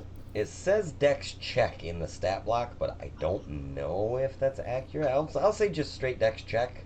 I think that gives you guys the benefit of the doubt. And this is a save versus 18 damage, none on a save, and you get knocked prone if you do not save. All right, I got a 15. Okay, so 15. I heard Maggie saved, right? Yep. Okay, and let's roll for Lenny. Oh no, Lenny. Alright. Poor Leonard. Lenny takes 18 damage on top of Poor that Lenny. big bash that he took earlier.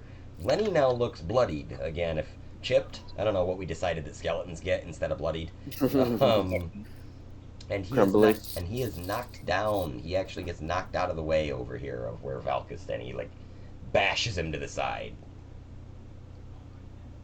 Ouch. Oh no, Lenny. Alright, so after Venadia, that was at the end of your turn. It is now Maggie's turn, correct? Yeah. Yeah, Maggie, then me. Okay. Zach, is Valk sombered at all by what just happened to Lenny? I mean, yeah, is he Yeah, gonna I jump think- in action? Volk, see, here's the thing. I wish Bob was here for this, because I don't know. I feel like Bob would be torn between playing it as paltry undead, it doesn't matter, or like, no, Lenny! Like, it's gonna be one of the two, so I don't know. Yeah, he's torn. Right. You know, he's... You poor undead bastard! It's real confusing. You unfortunate abomination. Yeah, exactly. Now you're getting the tone that he's setting down.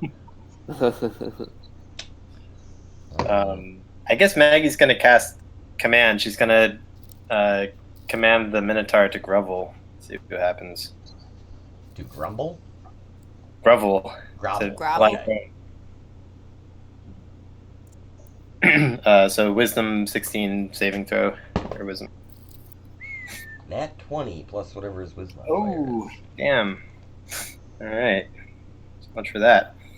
Go ahead and roll me a D100 also, Dave. Oh yeah, forgot about that. I know you did. I felt it in your voice. It's distinct. Oh, you know what I forgot to do? I I forgot know. to give myself 5 hit points. I got a 41.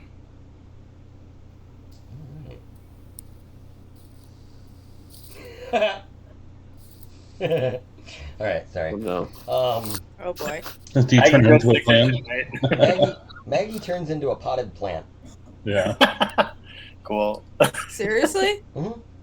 Yeah. She Oh, just dear. turns into like a ficus in a big ceramic pot.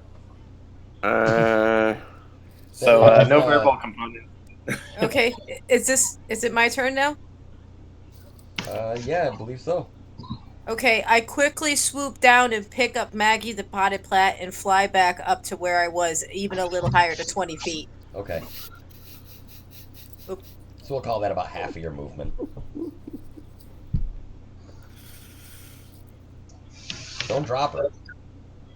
Jen, you're on mute.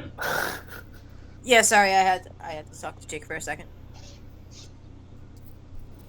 Alright, so yeah, I'm up in the air with Maggie now, right? Yes. Yeah. With potted plant Maggie. Maybe Okay, Maggie. and- You think? I don't know. Maggie's probably just a pot plant. She's. That would make sense. Definitely. Like.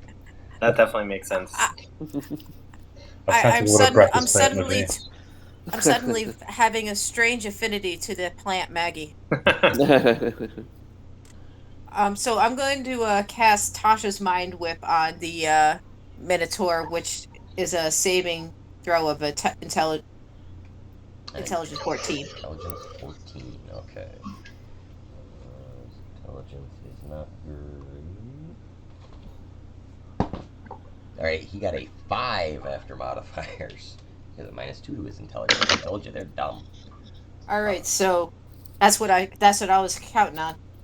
Alright, so I'll do his damage in a second, but besides the 3d6 psychic damage he's gonna take, on a failed save, it cannot take a reaction until the end of its next turn. Moreover, on its next turn, it must choose whether it gets a move, an action, or a bonus action. It only gets one of the 3. Gnarly. On a successful save, that's where he's at right now. Good play. Nice. So they cast slow on him. Pretty much, yeah. Alright, and now I'll do the damage. Plus damage, so. And that's plus 12 psychic damage. Alright, I gotta zoom all the way out here. Alright, so 12 psychic damage all day, and lots of negatory effects on his legendary actions, which count as a reaction on someone else's turn. So that was a very, very strong play. That was awesome.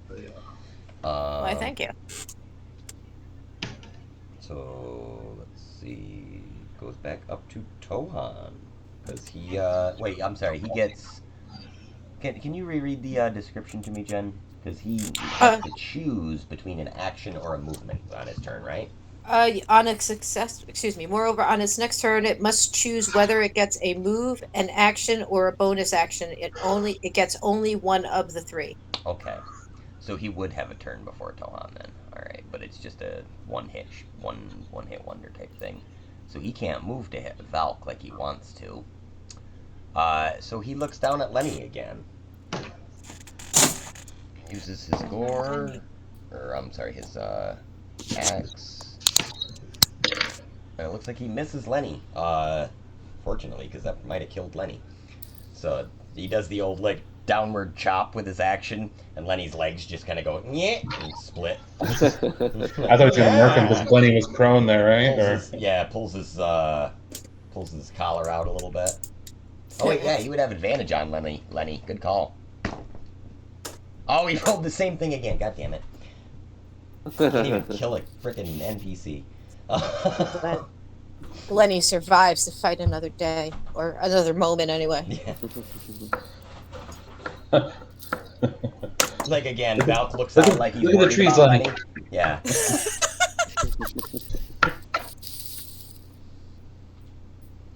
Nice. Look at the bunny rabbits, Lenny. Just look at the pretty bunnies.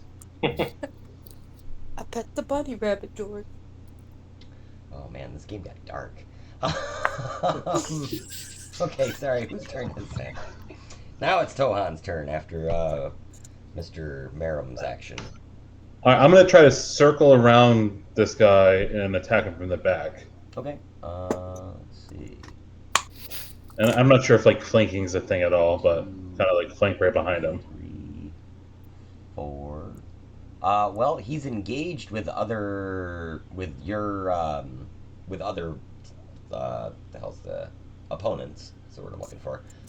So yeah, I would give you advantage on the attack automatically, which I think you have because you're still raging, right? Anyway. No, only if I attack only if you recklessly, attack but then recklessly. I can. Yeah, you would gain advantage on this attack then. Okay. Yeah, I was trying to like get behind him after I saw him do like the big sweep, so I'd get out of that too, you know. So that's what I was trying to like.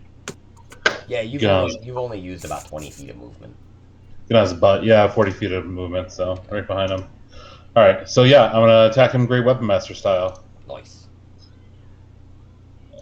Probably won't hit. Probably will. 23 to hit on the first one. That hits. Not bad. That is 28 damage. Oh, and that's a natural 20 on this. Not bad, he says. Nat 20 on the second one. You got a crit? Okay. It's gonna be good. So that's 24, 34 damage on the second. That's doubled already, right? That's all. Okay. I doubled the dice, so Okay. 34 damage total So it's 34 on the on the second one second. and 20 what on the first one? Hold on, I can pull it up. 28 on the first one, so 28 and 34. Okay. Because I get +3 because I'm raging, and then 10 more because I did Great Weapon Master on both. Okay. He's taking some damage now. He's not bloodied yet, but he's definitely taking some heavy damage. So 62 total, yeah. Yeah. So you rock him back on his heels. He's I guess forward on his heels. He's not expecting you to come up behind him and just double axe to the back. But yeah, that's I just want to whisper in his ear, it's like, I like your axe. yeah, nice axe. And he takes psychic damage for that. yeah, one point of psychic damage. I'm not a piece of meat, you know. I was thinking, it's like, would it be wrong to try to make jerky out of minotaurs? I mean, you know, they're bovine. I don't know. Probably tastes like beef. Ironically, though, it actually tastes like chicken. Who knew? Okay, and we're gonna go back to next. It went back to Venadia, I think, right? Yep. I should probably just tear the initiative sheet off where I keep flipping it back and forth for the hit points sheet. Yep. Cool. Well, can I also attack from behind? Yeah. So I'm gonna do the same thing. Now that I assume he's engaged with Tohan. He is still technically engaged with Lenny. Okay. Cool. Well, I'm gonna do the same thing then. Stick some scimitars and short swords in him. Yeah. Hit him with stabby stabs. Alright, so that's a miss. That's a crit. And 21. Alright. So yeah, the crit and the 21 both hit. Cool.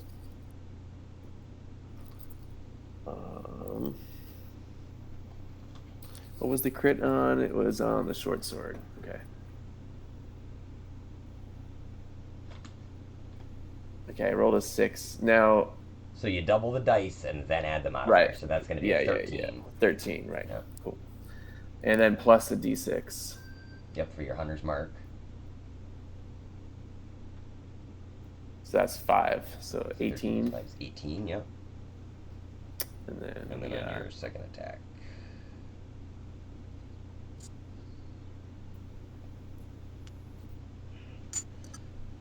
That's going to be 9.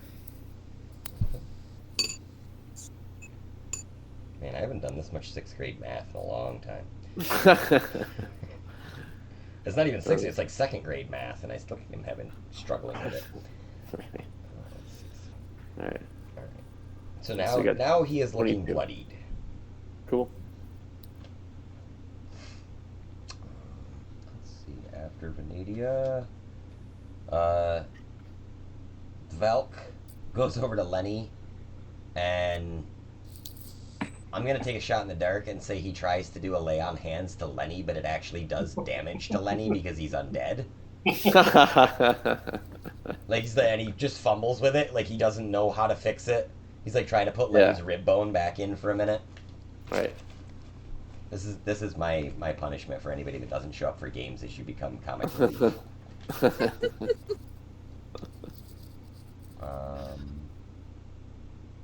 Let's see. So Maggie, would be your turn. Maggie's gonna attempt to photosynthesize. Just kidding. I don't know. What can Maggie do? At the beginning of this turn, you pop back into not being a potted plant. Okay. Now I'm sitting on the broomstick Yeah. with Arya. Ariane and Maggie, what's your combined total encumbrance right now? You guys are. Maggie is like almost 200 pounds, if I remember correctly, from looking at the sheets. Yeah. And Arianth is around 140, right? Yeah, hold on 1 second. Gotta get to it. I only know because I was 100. totally gonna break those boards on you guys earlier, but then you didn't walk I across figured. them. Dave wised up. It has me at 127 pounds. Okay, I so say elves are pretty light. so you guys Yeah, are I'm still one under 96. the weight that the broom can carry comfortably. Yeah, you can kind of feel like the broom is a little bit harder to steer maybe now, but it's still doable. Okay. Maggie very awkwardly says, "Thank you, dear. Please put me down." And I guess as she's up there, I guess she'll throw her dwarven thrower. Might as well. Nice. Uh, you throw. Okay, so I will Can I actually. put her down? Sorry, do I have to wait till my turn? Yeah, technically. Okay. So when you throw the dwarven thrower, I will actually give you advantage on the dwarven thrower because you are striking directly down atop an unaware person who just thinks that there's a potted plant above him. Okay. Well, 14. So I don't know if that helps anyway. 14 wouldn't hit. Okay. So go ahead. And That's roll. with advantage. Oh, that was with advantage. Okay, so yeah. Yeah. So you throw your dwarven thrower down, and it just zips straight down to the floor, smacks the floor, and then returns to your hand, and he kind of like looks down at the floor, looks up, and sees the pair of you on the broom, and Maggie's like holding on for dear life. She's not made for being suspended on a broom. Now that I think of it, she's bulky. She's got heavy armor and stuff. All right, so let's see. Her like pots are clinking around, like oh dear, oh dear. That's a wonderful what do they call it? Flaw on your character sheet is like fear of heights. That's an easy one. Fear of flying. Okay, so Maggie, after your turn, then Ariel. All right. Maggie, where would you like me to put you down? Anywhere, I mean, yeah, think of it. All right. I Actually, you know what? A little bit further back, I guess, in case he does this legendary thing again. All right. I put Maggie where she wants to be, and then move back up on the broom as far as I can with my movement. Okay. Yeah, I'm probably like you're right back about up at the 30 feet mark then above him.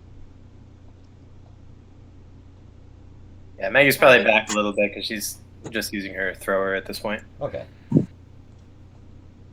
And, Sorry. Have to get back to my spells. And you know what? I will try casting Tasha's Mind Whip on him again. Nice.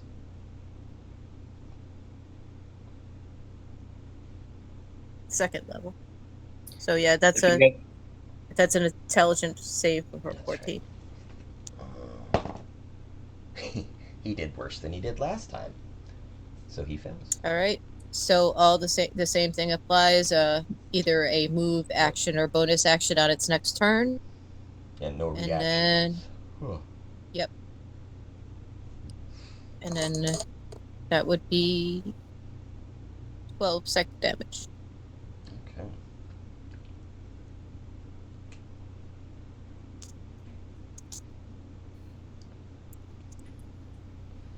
All right. So the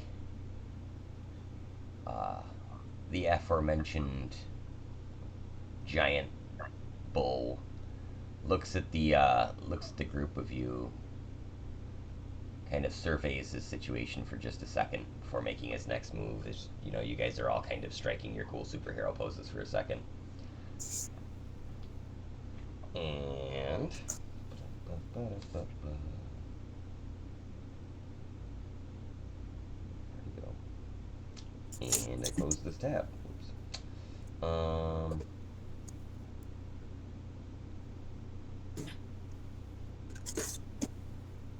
Oops.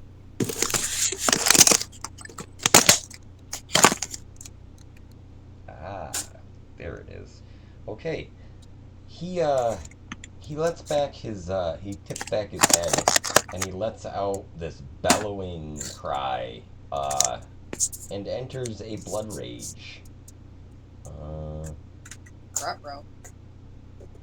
So as that happens, he gets to use one legendary action, but he's not going to be able to attack outside of the legendary actions. Let's see, can't move, count that against it. Already used the sweep attack. Yeah, so he enters his blood rage, and the roar gets louder and louder until it's almost deafening, and everyone within 60 feet of him must make a DC 15 wisdom saving throw or become frightened for a minute. So that would be all of you guys. You said wisdom, right? Yep. Oh, jeez. Aggie's off her game. She got an 8. Okay. Maybe it was the flying. Her tummy's Yep. still upset from it. Definitely the flying. Do we still get +3 from Valk, or? Yes, you guys would. Aura. It's a saving throw.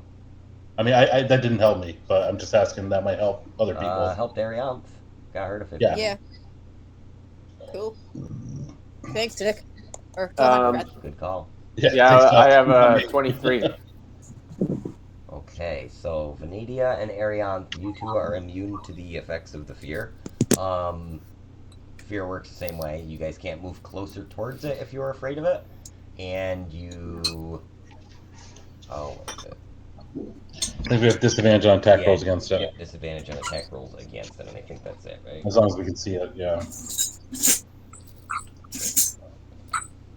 Upside down. Frightened. Where is it? Yeah, I think that's right. I wish they didn't put these right in the middle. Yeah. Under conditions, 200 D&D Beyond, you can click that and like even click on the frightened condition. I'll tell you all the stuff with it. Gotcha. Okay. So that was his turn. He's not able to do anything else. Back to Tohan again. Well, I'm frightened, Lenny but I'm also was, really angry, so I'm going to... Do I still have advantage on it because of flanking, but disadvantage? He is engaged with more than one opponent. That is what it is. Okay. So yes. So it'd be a straight roll then? Yes. And then, would he be considered a giant type? You know, I'm gonna say... Giant refers to any creature with giant type. It says on here. I'm gonna say he actually would qualify as a giant type because he is meant to be like 15, almost 15 feet tall. He's supposed to be huge. Okay. So I get extra damage when I hit him and stuff. If I hit him. Alright, so I'm not doing great weapon master, so straight rolls. 26 to hit on the first hit. Yep. And 17 on the second. That just hits. Okay. Alright, let's see. I can add this all together. 16, 14, 30 plus...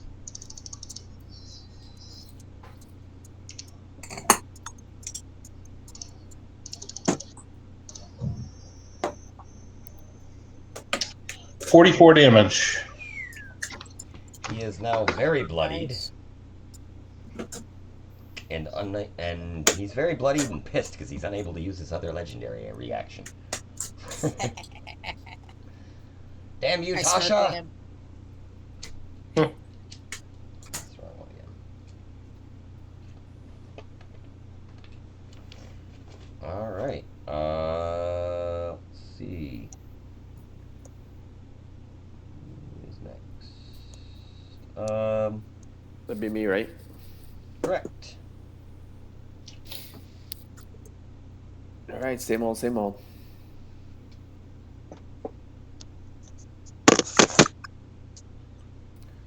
$14, 14's a miss.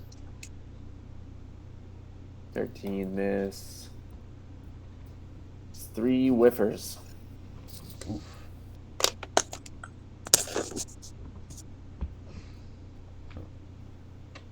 Alright. next up would be Valk. And at this point, I feel like Valk would look at Lenny and be like, Lenny, get him!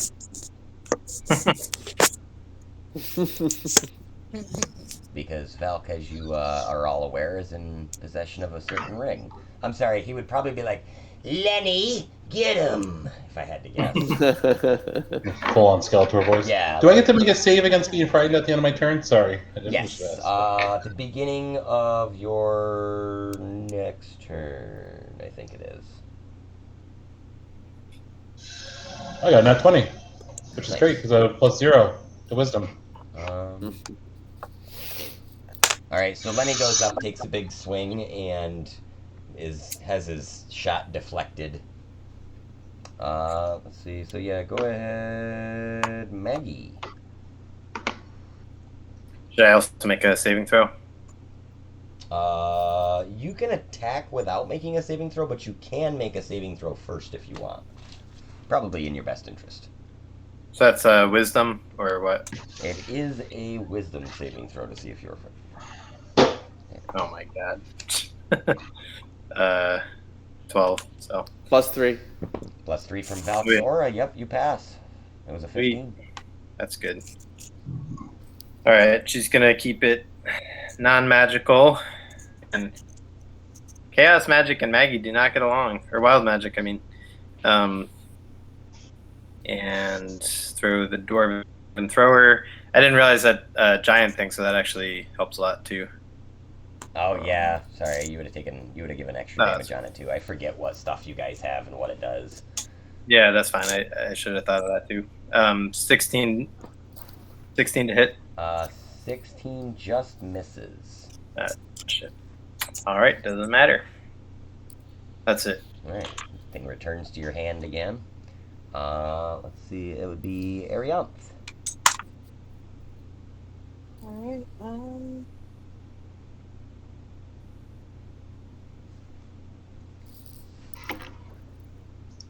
You said he was very bloody? Yes, very bloodied. I was just going to say that in case I didn't say it already, that he was very bloodied.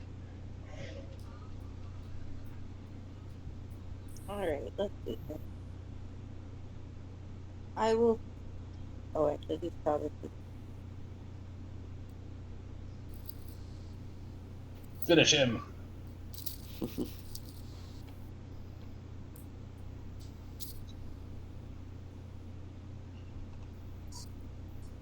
I will call... Sorry, Scorching Ray. Okay.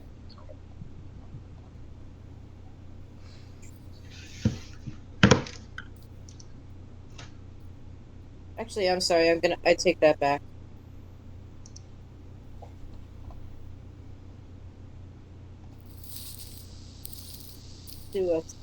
Yeah, actually, I will do Scorching Ray, but I'm just going to do it at level 2 instead of level 3. Okay. Second.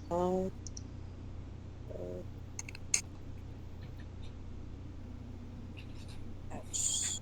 I'm going to use a sorcery point and reroll that. Okay.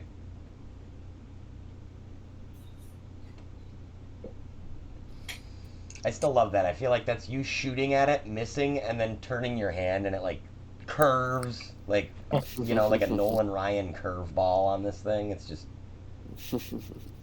17 hit? 17 just hits. Alright. So then I do on a hit I can fire 3 rays and hurl them at the target within the range. So that would be 3 rays of 2d6 damage. Right? Yeah. I think you make three attacks. Yeah. Oh, do I have to do 3 separate attacks for each ray, or? Not for yeah. You do an attack for each scorching ray because you can like. Oh yeah, you no. you can pick 3 different like targets if you wanted, but. But since I just did the one, do I have to? Yeah, it says make a ranged spell attack for each ray, so I think that means 3 separate ones, right? Yes, you've got to attack for each ray, so you would just have to roll 2 more attacks. All However, right, well, let me do you also would get advantage on this because again, he is engaged with multiple enemies. So Each of your Gotcha. attacks would get All right. advantage anyway. All right. Well, I'll roll for the other two before I do the damage. Then. Okay. All right. So that's an 18. So I don't even need to roll for the advantage. Actually, that's 24. All right. So that's my second and the third.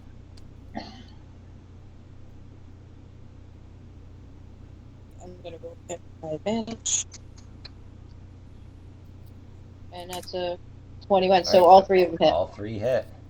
So it All right. is. So that's 2d6 times 3.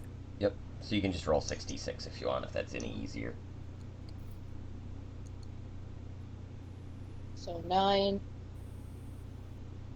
The spell does the damage for me automatically. 2.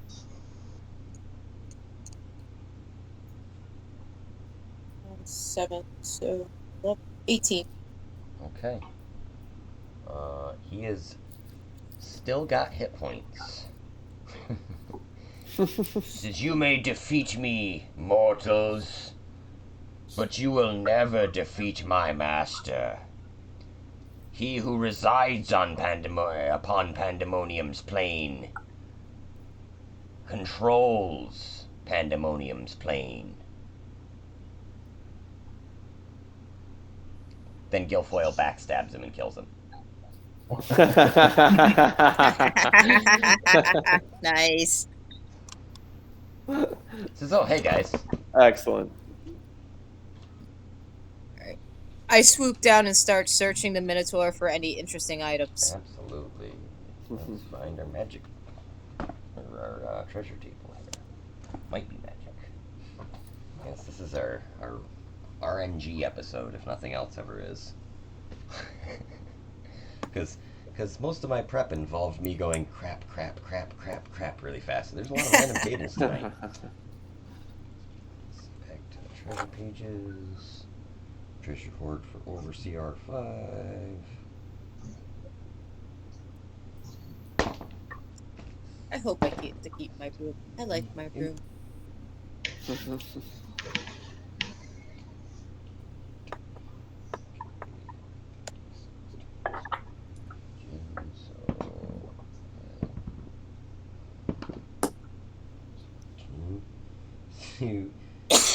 On the Minotaur, you actually find a very large coin purse with 1,400 gold coins in it. Nice. And magic item table A. And an item. Da da da da. It's like Price is Right.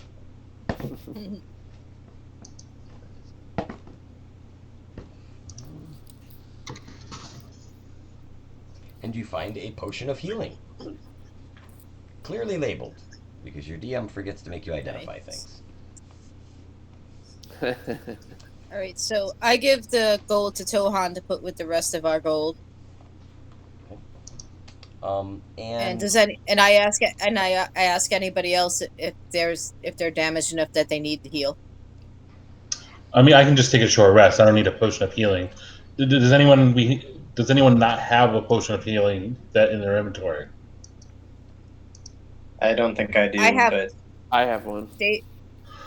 Dave, then here, take it because I have potions of healing and I can make them.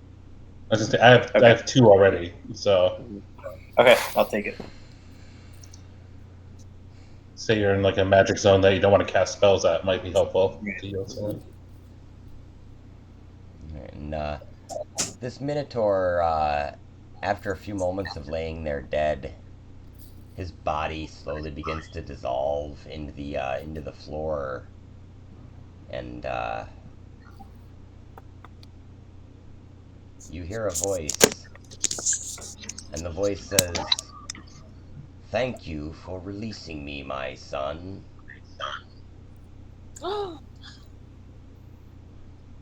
Ah. Whoa. Do I recognize the voice as my father? Or? Oh, absolutely. It sounds just like Rohan. It says, "Beware, your mother still lurks. Free her as well. Please, I beg of you." I try to scoop his puddle up in my hand as he dissolves, I guess. All right, so you go full Tony Stark on him. Yeah. Try to get in there. Like pushing, scooping him back together on the floor. I asked Reggie if there's anything I can do to help Tohan.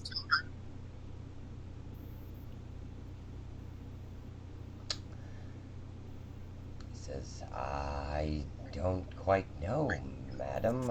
Offer To like maybe speak with him or communicate with him more. Oh, Do you have any well, vials? speak with the dead could perhaps work.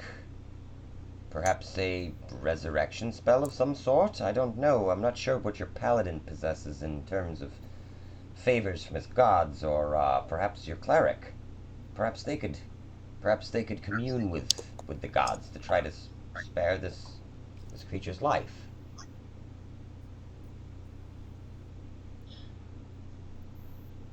Thank you, Eddie. Wait, I'm sorry, I lost. What are you trying to do, Arianth? I was just trying to maybe help Tohan communicate with his father, and Reggie suggested a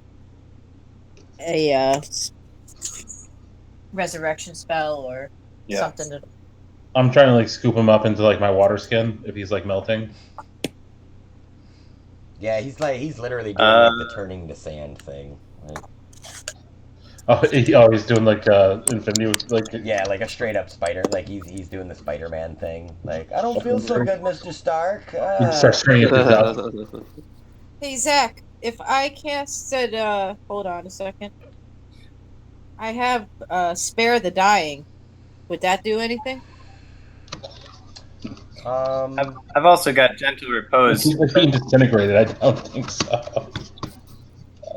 Well, it's weird because like as this Minotaur is sort of fading out, he's sort of taking the shape of like a dragonborn, we'll say.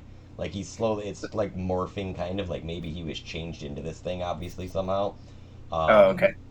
I mean, definitely Maggie can cast gentle repose then. I was picturing like a puddle of goo on the floor with like a consciousness trapped in it, but if this is like physically the body... It's still physically got a body to it, it's just like crackling and crumbling and turning all like decayed and shit all fast. Gotcha. All right, yeah, Maggie rushes in with a pinch of salt and 2 copper pieces and casts gentle repose, which is, I think, a 10-minute spell. Okay. Or, no, sorry, it's a 1 action, so... Yeah, so specifically that allows you to resurrect them at some point in the future, possibly, correct? Trying to remember the actual spell. Target is protected from decay and can't become undead for the next 10 days. Also extends the time limit on raising the target from the dead. Okay. So yeah, it seems to effectively stop the decay process. And the body, even though the body is still... You hear again the voice speaks out, and all of you can kind of hear this. And it's speaking in common. It's not speaking in like any strange language or anything. And it just says, "Beware, for though the great spear took over our prowesses, he did not take over our souls. Thank you. Thank you, please. Save my wife. Save her from a fate worse than death." I will, Dad. Save her. So if now that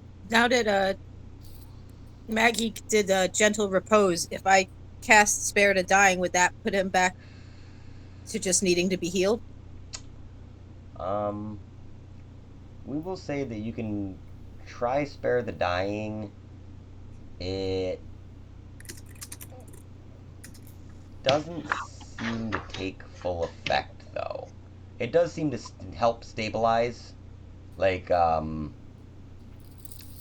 you cast it, he goes from being like all gnarled and cracked and dry to like suddenly he's got a little bit more like color to his scales and stuff. He's going from looking less like a corpse and more like a living body, I suppose. But not breathing, no pulse, none of that. Still dead. He's just a little dead. We just gotta find Miracle Max. Only mostly dead. He's only mostly dead. To blame. Fine, He reference. said, Which said we all to know means to blame. Yeah. Love that movie. It's one of my all-time favorites. Oh, it's a Oh, great Yeah, one. mine too. Definitely. If my daughter's name wasn't Lily, it was going to be Buttercup. I Nice. just thought she might get picked on less for Lily. Good call. Yeah. Do what I can as a dad, you know. Happy Father's Day, everybody. Oh, yeah. Happy birthday, man. Father's Day. Happy Father's Day. Yeah, I don't know. Do you guys want to keep going for a while? I mean, that's a pretty good story-wise spot to go, to stop for the night. Although, there's still more stuff to be found in the dungeon. Because it's a big... Can I like check over the axe? Is it like my dad's axe, or is it just a axe? Yeah, when the axe hit the ground, it actually kind of does the same thing of like crumbling, but inside of it is actually like a normal sized axe. And Reggie speaks up at this point. He goes, "Oh my, the handle. I believe that's the rod of smiting." That's my rod. Oh shit. It looks to be another one of the rod of 7 parts trapped in the weapon. Nice. Seems as though I the asked- the dark 3 were busy folks back then. I asked Tohan if he minds if I take it apart as the rod and leave him with the axe head. It's like for now. It's fine. I'm sorry, what? Yeah, I guess that's fine. I mean, I just I don't know. Kind of dealing with some stuff here, Ariance. Yeah. I'm sorry. Ariette holds her head in shame as she realizes that she's being extremely insensitive at the moment. Hey man, you gonna use the handle of that thing? No. Listen, I know your dad just Like I died, pick it up and but- recognize this is my dad's axe and be like, "So can I use that?" You're not gonna need that, right? Oh my god. You guys are I great. mean, he's dead now, You so. guys are great. I love it. Hey, I did my best to try to Amazing. save him. I mean, otherwise he was just, if it wasn't for me speaking up, he would have just crumbled away. I grabbed Maggie by the shoulders, like, "Can you bring him back?" Yeah, I mean, Maggie's wondering that herself because I guess like. So yeah, I guess Maggie's trying to figure out right now, like what exactly was this curse? I don't know if there's some kind of check she can do on that. You know, I mean, yeah, she could resurrect this body, but is that gonna like resurrect the curse? Like what's the cutoff between the soul and the body at this point? Make a religion check for me. All right, skills, religion. Oop, that is a nat 20. If you need it, with D4, that's 24 altogether. Very nice. Okay. You believe that you could, in fact, resurrect him, provided that you have the right components for the ritual or spell. And that it'll be like straight up Tohan's dad, not some, like curse. You're fairly certain that the act of slaying the creature that he had become has freed his soul from the mortal realm. All right, let's do this. Didn't get to raise Valk back from the dead, so. All right, so. Well, I guess yeah. The question is, do we have diamonds worth 300 gold points? Do we have what? Diamonds worth 300 GP. I know I don't. I don't. I mean, I have a shitload of GP, but no diamonds. So it might be that we'd have to. How about we're going to bring Volk back then? I I never didn't said expect that you guys thought that plan out. I just you got lucky. I guess I'm carrying my dad with me now, so I'm Yeah. probably going to be a little bit slower, but he's coming with. Oh yeah. Can I put him on the broom? Is there a way we can comfortably put him on the broom and just float Yeah. him along? Put him like It's like Weekend at respectfully Bernie's. put him into a sack. This Or- Weekend at Bernie's him around on a wishbone. Well, if Alright. I'm asking if Tohan's okay with it. This way, he wouldn't be encumbered by holding his father if he had to fight again. Okay, so I'm gonna lay out my bedroll and respectfully wrap him up in it, and then tie him with some rope. Okay. Yeah. So he's like hung all There you go. burrito style underneath the broom. Yes, he Kinda is floating. burrito style in Nice. there. Awesome. Yeah. You know when they're loading Han Solo when he's encasing carbonite and they're loading him up onto the ship. Yes. And he's kinda that's just hovering. exactly it. Yeah, he's just That's the floating situation through. we This have is- right now. This is so cool. I love it. Yeah. So you guys are all set for being able to move with Rohan in tow. So so he seemed to be saying that that Tohan's mother is also in this dungeon, also like as a Minotaur. As something, yeah. Yeah, he didn't specifically say that it was as a Minotaur, but yeah. Actually, as something.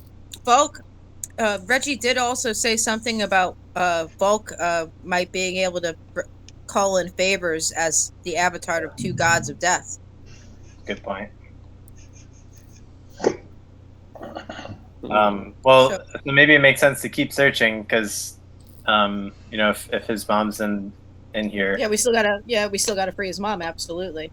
Hmm. and then maybe next time when Bob is back, he can do a little communing with the dead gods. Heck yeah. So yeah, if you guys want, also because this leaves me very little prep to do for next week other than coming up with some other encounters for you guys, I can leave it right here. If you guys would like to, there are no imminent threats. You are free to take a short rest at least if you want. I would not, however, suggest taking a long rest. Actually, I wouldn't suggest it. Or I wouldn't not suggest it. The Wizard Unknown would probably suggest it and let you guys know that starting right now, the battlefield is beginning to shrink. Ah, You guys I are familiar remember. with that, how the battlefield Mhm. slowly shrank before. Yep. I don't actually have a Yeah. timer up and stuff for it, but maybe by next week I'll get around to building something like that for this. Yeah, basically Maggie wants to like press on and try to find Tohan's mom, and then figure out how to get the hell out of here. Yeah, I mean, I could use a little like healing, or if we're not gonna take a short rest. So Can do. Well, yeah. I mean, I guess there's the wild magic risk. How much damage have you taken? I am down 26. Okay.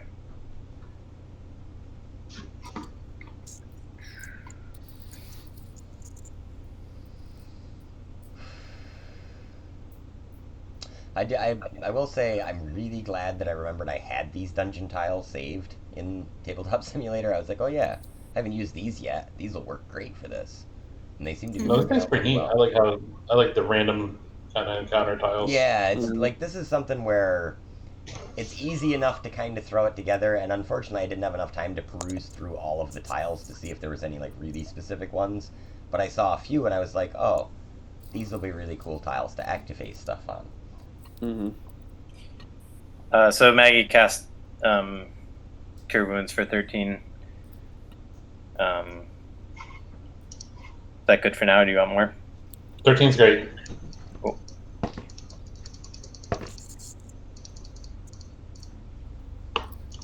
Yeah, I mean, I'm down 13, but 10 of it is because my hit point max is 10 higher. So I'm not too far down from where I normally would be. Sweet. I don't know if we want to take a look at where we kick the Minotaur down into that pit. How deep is that pit? It is essentially bottomless from what you can tell. I mean, if you throw a torch down, it falls until you can't see the light anymore. Okay, never mind. I was going to see if we could get his body and check it, but never mind. He landed somewhere deep in the Underdark. He's being eaten by more drow and driders and stuff, probably. all right. So Zach, what is the new rod piece that I got now? The Rod of Smiting. Let me see if I can find it in here. I might have to look it up. Actually, I'll just look it up on my phone. That'll be easier. and I hope there's a version of it for 5e. And like the interesting thing about the Rod of Seven Parts, canonically, table talk wise, is that the Rod of Seven Parts has never actually been defined as any specific 7 rods. It's sort of up to the DM to decide which parts are involved in it. And Gotcha. in my mind, it should be like all really hot, kind of high-end artifacts, and the Rod of Smiting is one I tend to remember from back in the day.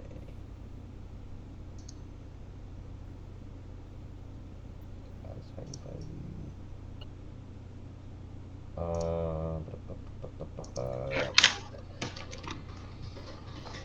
Okay, so the Rod of Smiting, it says here it's an enchanted quarterstaff. It's not, it's a rod. Hence, Rod of Smiting. Can only be wielded by clerics and wizards. The rod is designed for fighting golems. It inflicts 10 more points of damage, and they must make a saving throw versus death every time they are hit, or they get destroyed instantly. So it basically is like a golem basher. Not the creepy little dude from Lord of the Rings, but like the Jewish construct. Oh, I know where to go. Yeah. Yep, I know exactly what you're talking about. What's the DC on it? All right, so It just says make a saving throw versus death. Let me check. can I technically not use that, or is that overridden by the fact that I am the holder of the? You would not be able to use it in its current form. I mean, you're free to absorb it into Reggie if you wish to. Mm-hmm. But yeah, you would not be able to activate it as like on its own.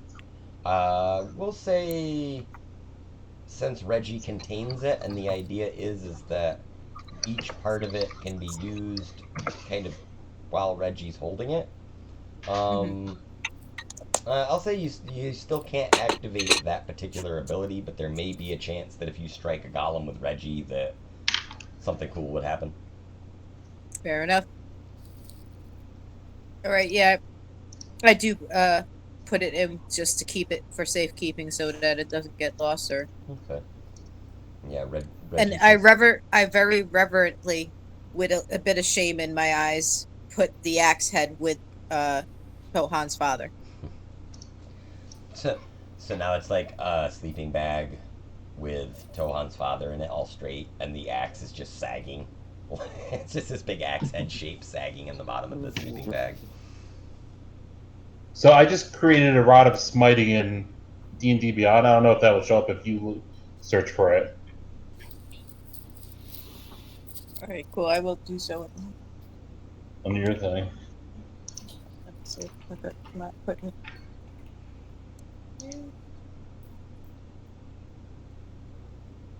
I don't know if it would share it across. Like. You might have to make it public. I think there I might be a don't see thing. it. Yeah, it's not coming up when I search. All right.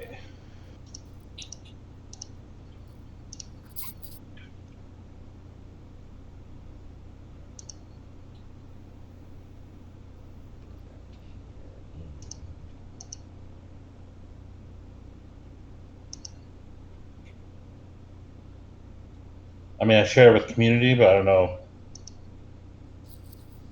if I can.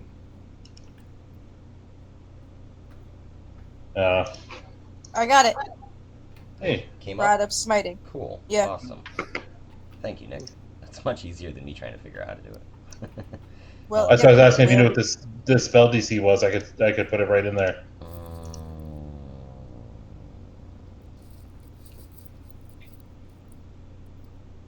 Let's see if it's funny because I just looked at it again and now it's a different one. I wonder if this was a homebrew one that I looked at first. I don't think so.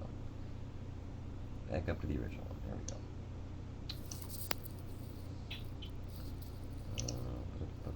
Oh, because I was looking at a 4th edition one, even though I typed in 5e. That's annoying. We'll say it's a DC. Well, actually, it would be the spellcaster's DC. That's why it doesn't have one. Oh, okay. Yeah, that makes sense. Oh yeah. Great. So it's whatever your spellcasting DC is. Alrighty. Cool. Thanks, Tohan. It is added. Peep's got some cool stuff. Falk got a new friend.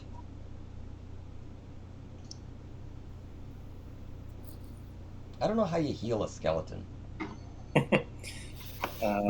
Mending.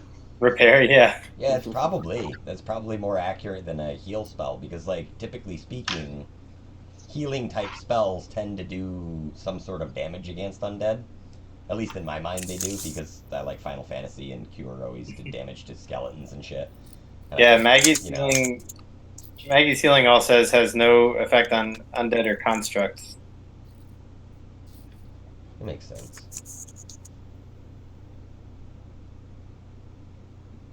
Yeah, I think all of her healing Yeah, things say that. I think that D&D specifically avoids the healing does damage to skeletons thing.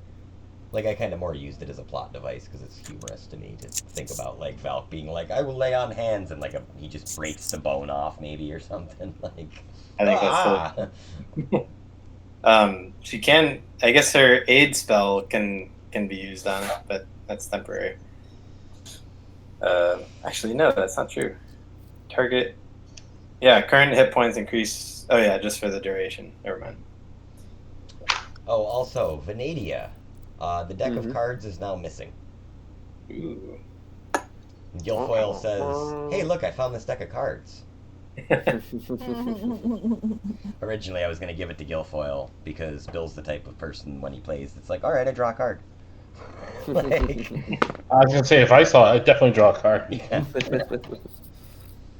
So, whenever you If you guys, want to see a magic trick, pick a card. yeah, Any card. whenever you guys get around to discovering what that item does, you have Amanda to thank for it. That's all I'm saying. It's not saying it's gonna be bad. I'm not saying it's gonna be good. I don't know what's gonna happen. A lot of things could happen. Yeah. Like 50-50 good to bad, I think, right? Yeah, and I pulled cards out of it too because I was like, no, I can't do that. No, I can't do that. Like, there's some stuff in there that would just be game breaking at this point. But and also I will say, all you guys gain a level because that fucking Sweet. Minotaur was Wow. actually like a CR9. He was fucking strong, and Oh, you yeah. guys tag teamed his ass. Yeah, we trounced him. You did the old dog pile maneuver where everybody got on top of him and he couldn't go anywhere, and then that fucking Tasha's mind whip or whatever it was. Yeah. I That's love that brutal. spell. That was almost designed to counter creatures with legendary actions. You played that like exactly right. Like that Oh, was cool. like I took a step back. Like I appreciated that as a D&D player. Like, oh, that's badass. Damn it! Now my monster's not gonna kill anybody. Sweet. Actually, I think I get a feat at level 8, so this is gonna be fun. Yeah, you guys should get some other good stuff. I think ability Cool. scores go. No, ability scores are on odd levels. That's right. Yeah, it's either. I think I get either. For me, I think it's ability score or a It feat, might be ability score or feat on an even level. Yeah, that's possible. because that's what happened at 4 for me. Ooh, I do get a feat.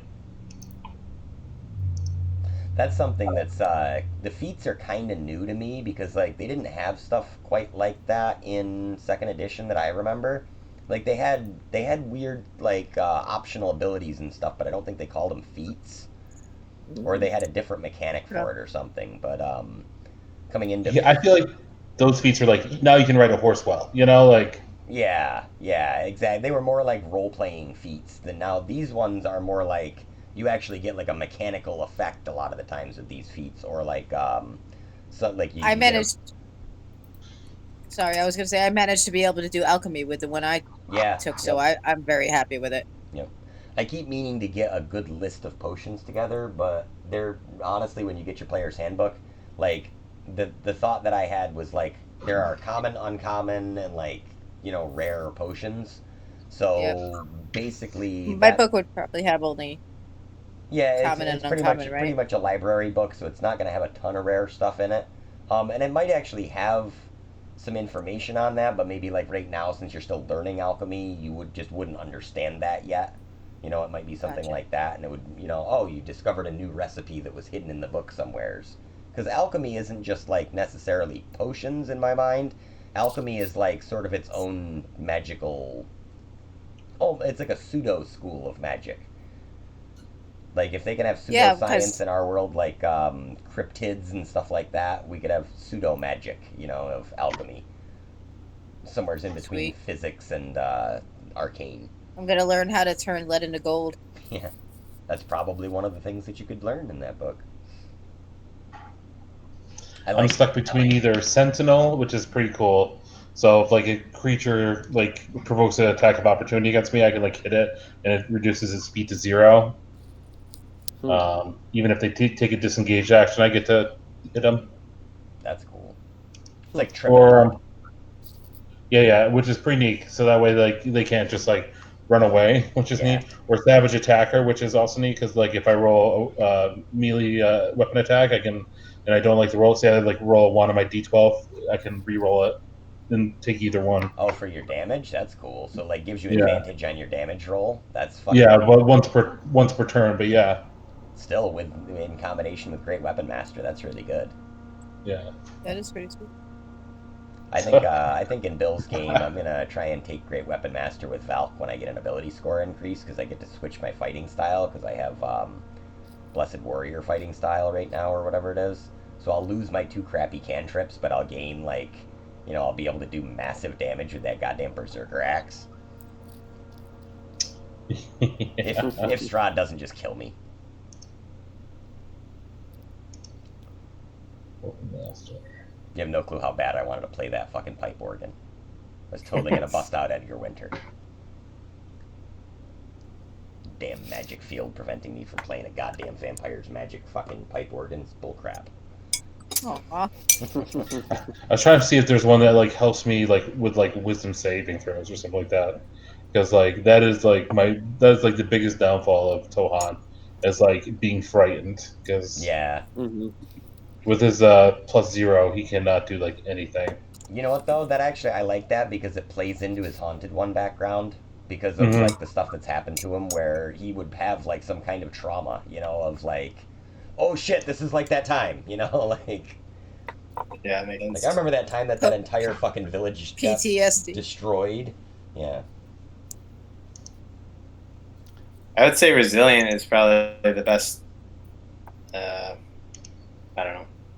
That's probably the closest to that.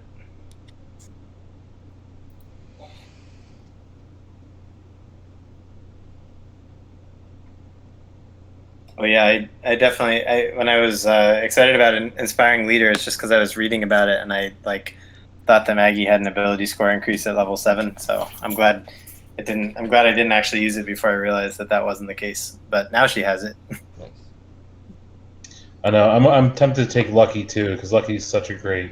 Yeah, there's can't go wrong with Lucky. Yeah, a lot of people say that Lucky is actually OP, but like I love the mechanic though, like using luck points and stuff. Call of Cthulhu has a very similar mechanic to that, where like you get a set number of luck points, but like it's for the whole game, like for the whole campaign. So like you might start out with like 70 luck points, but eventually the concept is your luck will run out. So it's an interesting kind of setup that they have for that. I've actually been looking in more to that too of Call of Cthulhu, and I'm wondering if instead of my next, like if this campaign, when we finish it up at some point, 'cause it's got to have an end at some point. It's a story, and I don't know, if you guys will go all the way to level 20, or if you guys will wind up fighting the Lich before then, or what. Really, like I haven't really figured out the exact points when you will level up in the story. I've got some ideas, but so like after this campaign wraps, I might actually try Call of Cthulhu, which if you're not familiar with it is a much more visceral like horror game. Like it's like D&D except your characters all kind of suck ass. I know that's not a great selling point on it, but it's like if you were you as a normal person in like a D&D type of world kind of. Like it's set generally a lot of people play in like the 1920s or the 1950s. And there's like pistols and stuff, but injuries and damage and stuff aren't really the main focus. You don't tend to spend a lot of time fighting. It's a lot more like mysteries, trying to figure things out. And there's a lot of psychological horror to it. So it looks like a lot of fun. I've seen some of the groups that play D&D shift over and do like Call of Cthulhu around Halloween, and a lot of them have been a lot of fun. Although some of them end, and it's like, that was fucking dark. Like, that was, like, worse than the end of a Stephen King novel. Like, holy shit, at least sometimes people live in Stephen King novels. Like, I've seen some of these games where they end it and, like, the entire party is dead, but everybody's, like, just really sad looking at the table. Like, oh man, that was fucking brutal. Because it's all based off from, like, the Lovecraft mythos of Cthulhu and, like, the Yog-Sothoth and all these, like, ancient elder evils that are, like, these kind of cosmic horrors. A lot of cultists and things like that. Kind of like the shit they were trying to keep from rising up in Cabin in the Woods. Yeah, it's very much like that. Like, that's the idea, is, like, there's these elder kind of evil gods, and they, like, humanity exists sort of as an anomaly in the universe, and, like, we're basically the only source of good, and we all know, like, not all humans are good either. So it's a kind of a bleak outlook on the universe, but it leads to some intense role playing at times, and it can be humorous too. It can be like one of the episodes, this guy, it was Ryan Hartman was playing this character that was the heir to a canned pork factory, and he played it like a spoiled rich kid. And it was the funniest fucking thing, like, just watching this guy play a character and seeing what happened to him in the end of it, where he's essentially left wandering in this, like, gray mist by himself. And it's like, wow, he got what he fucking deserved. Like, because he just played him as Karma's such a a bitch. jerk the entire time. That was one of the ones that the Ack Inc. guys did. That it was like this other group of Ack Inc. people called the C Team.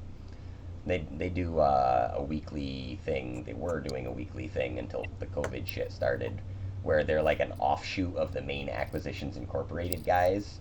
They act as a franchise. Mm-hmm. That's actually where the Acquisitions Incorporated book, like the campaign book, actually lets you set up your own franchise and stuff through their organization in D&D.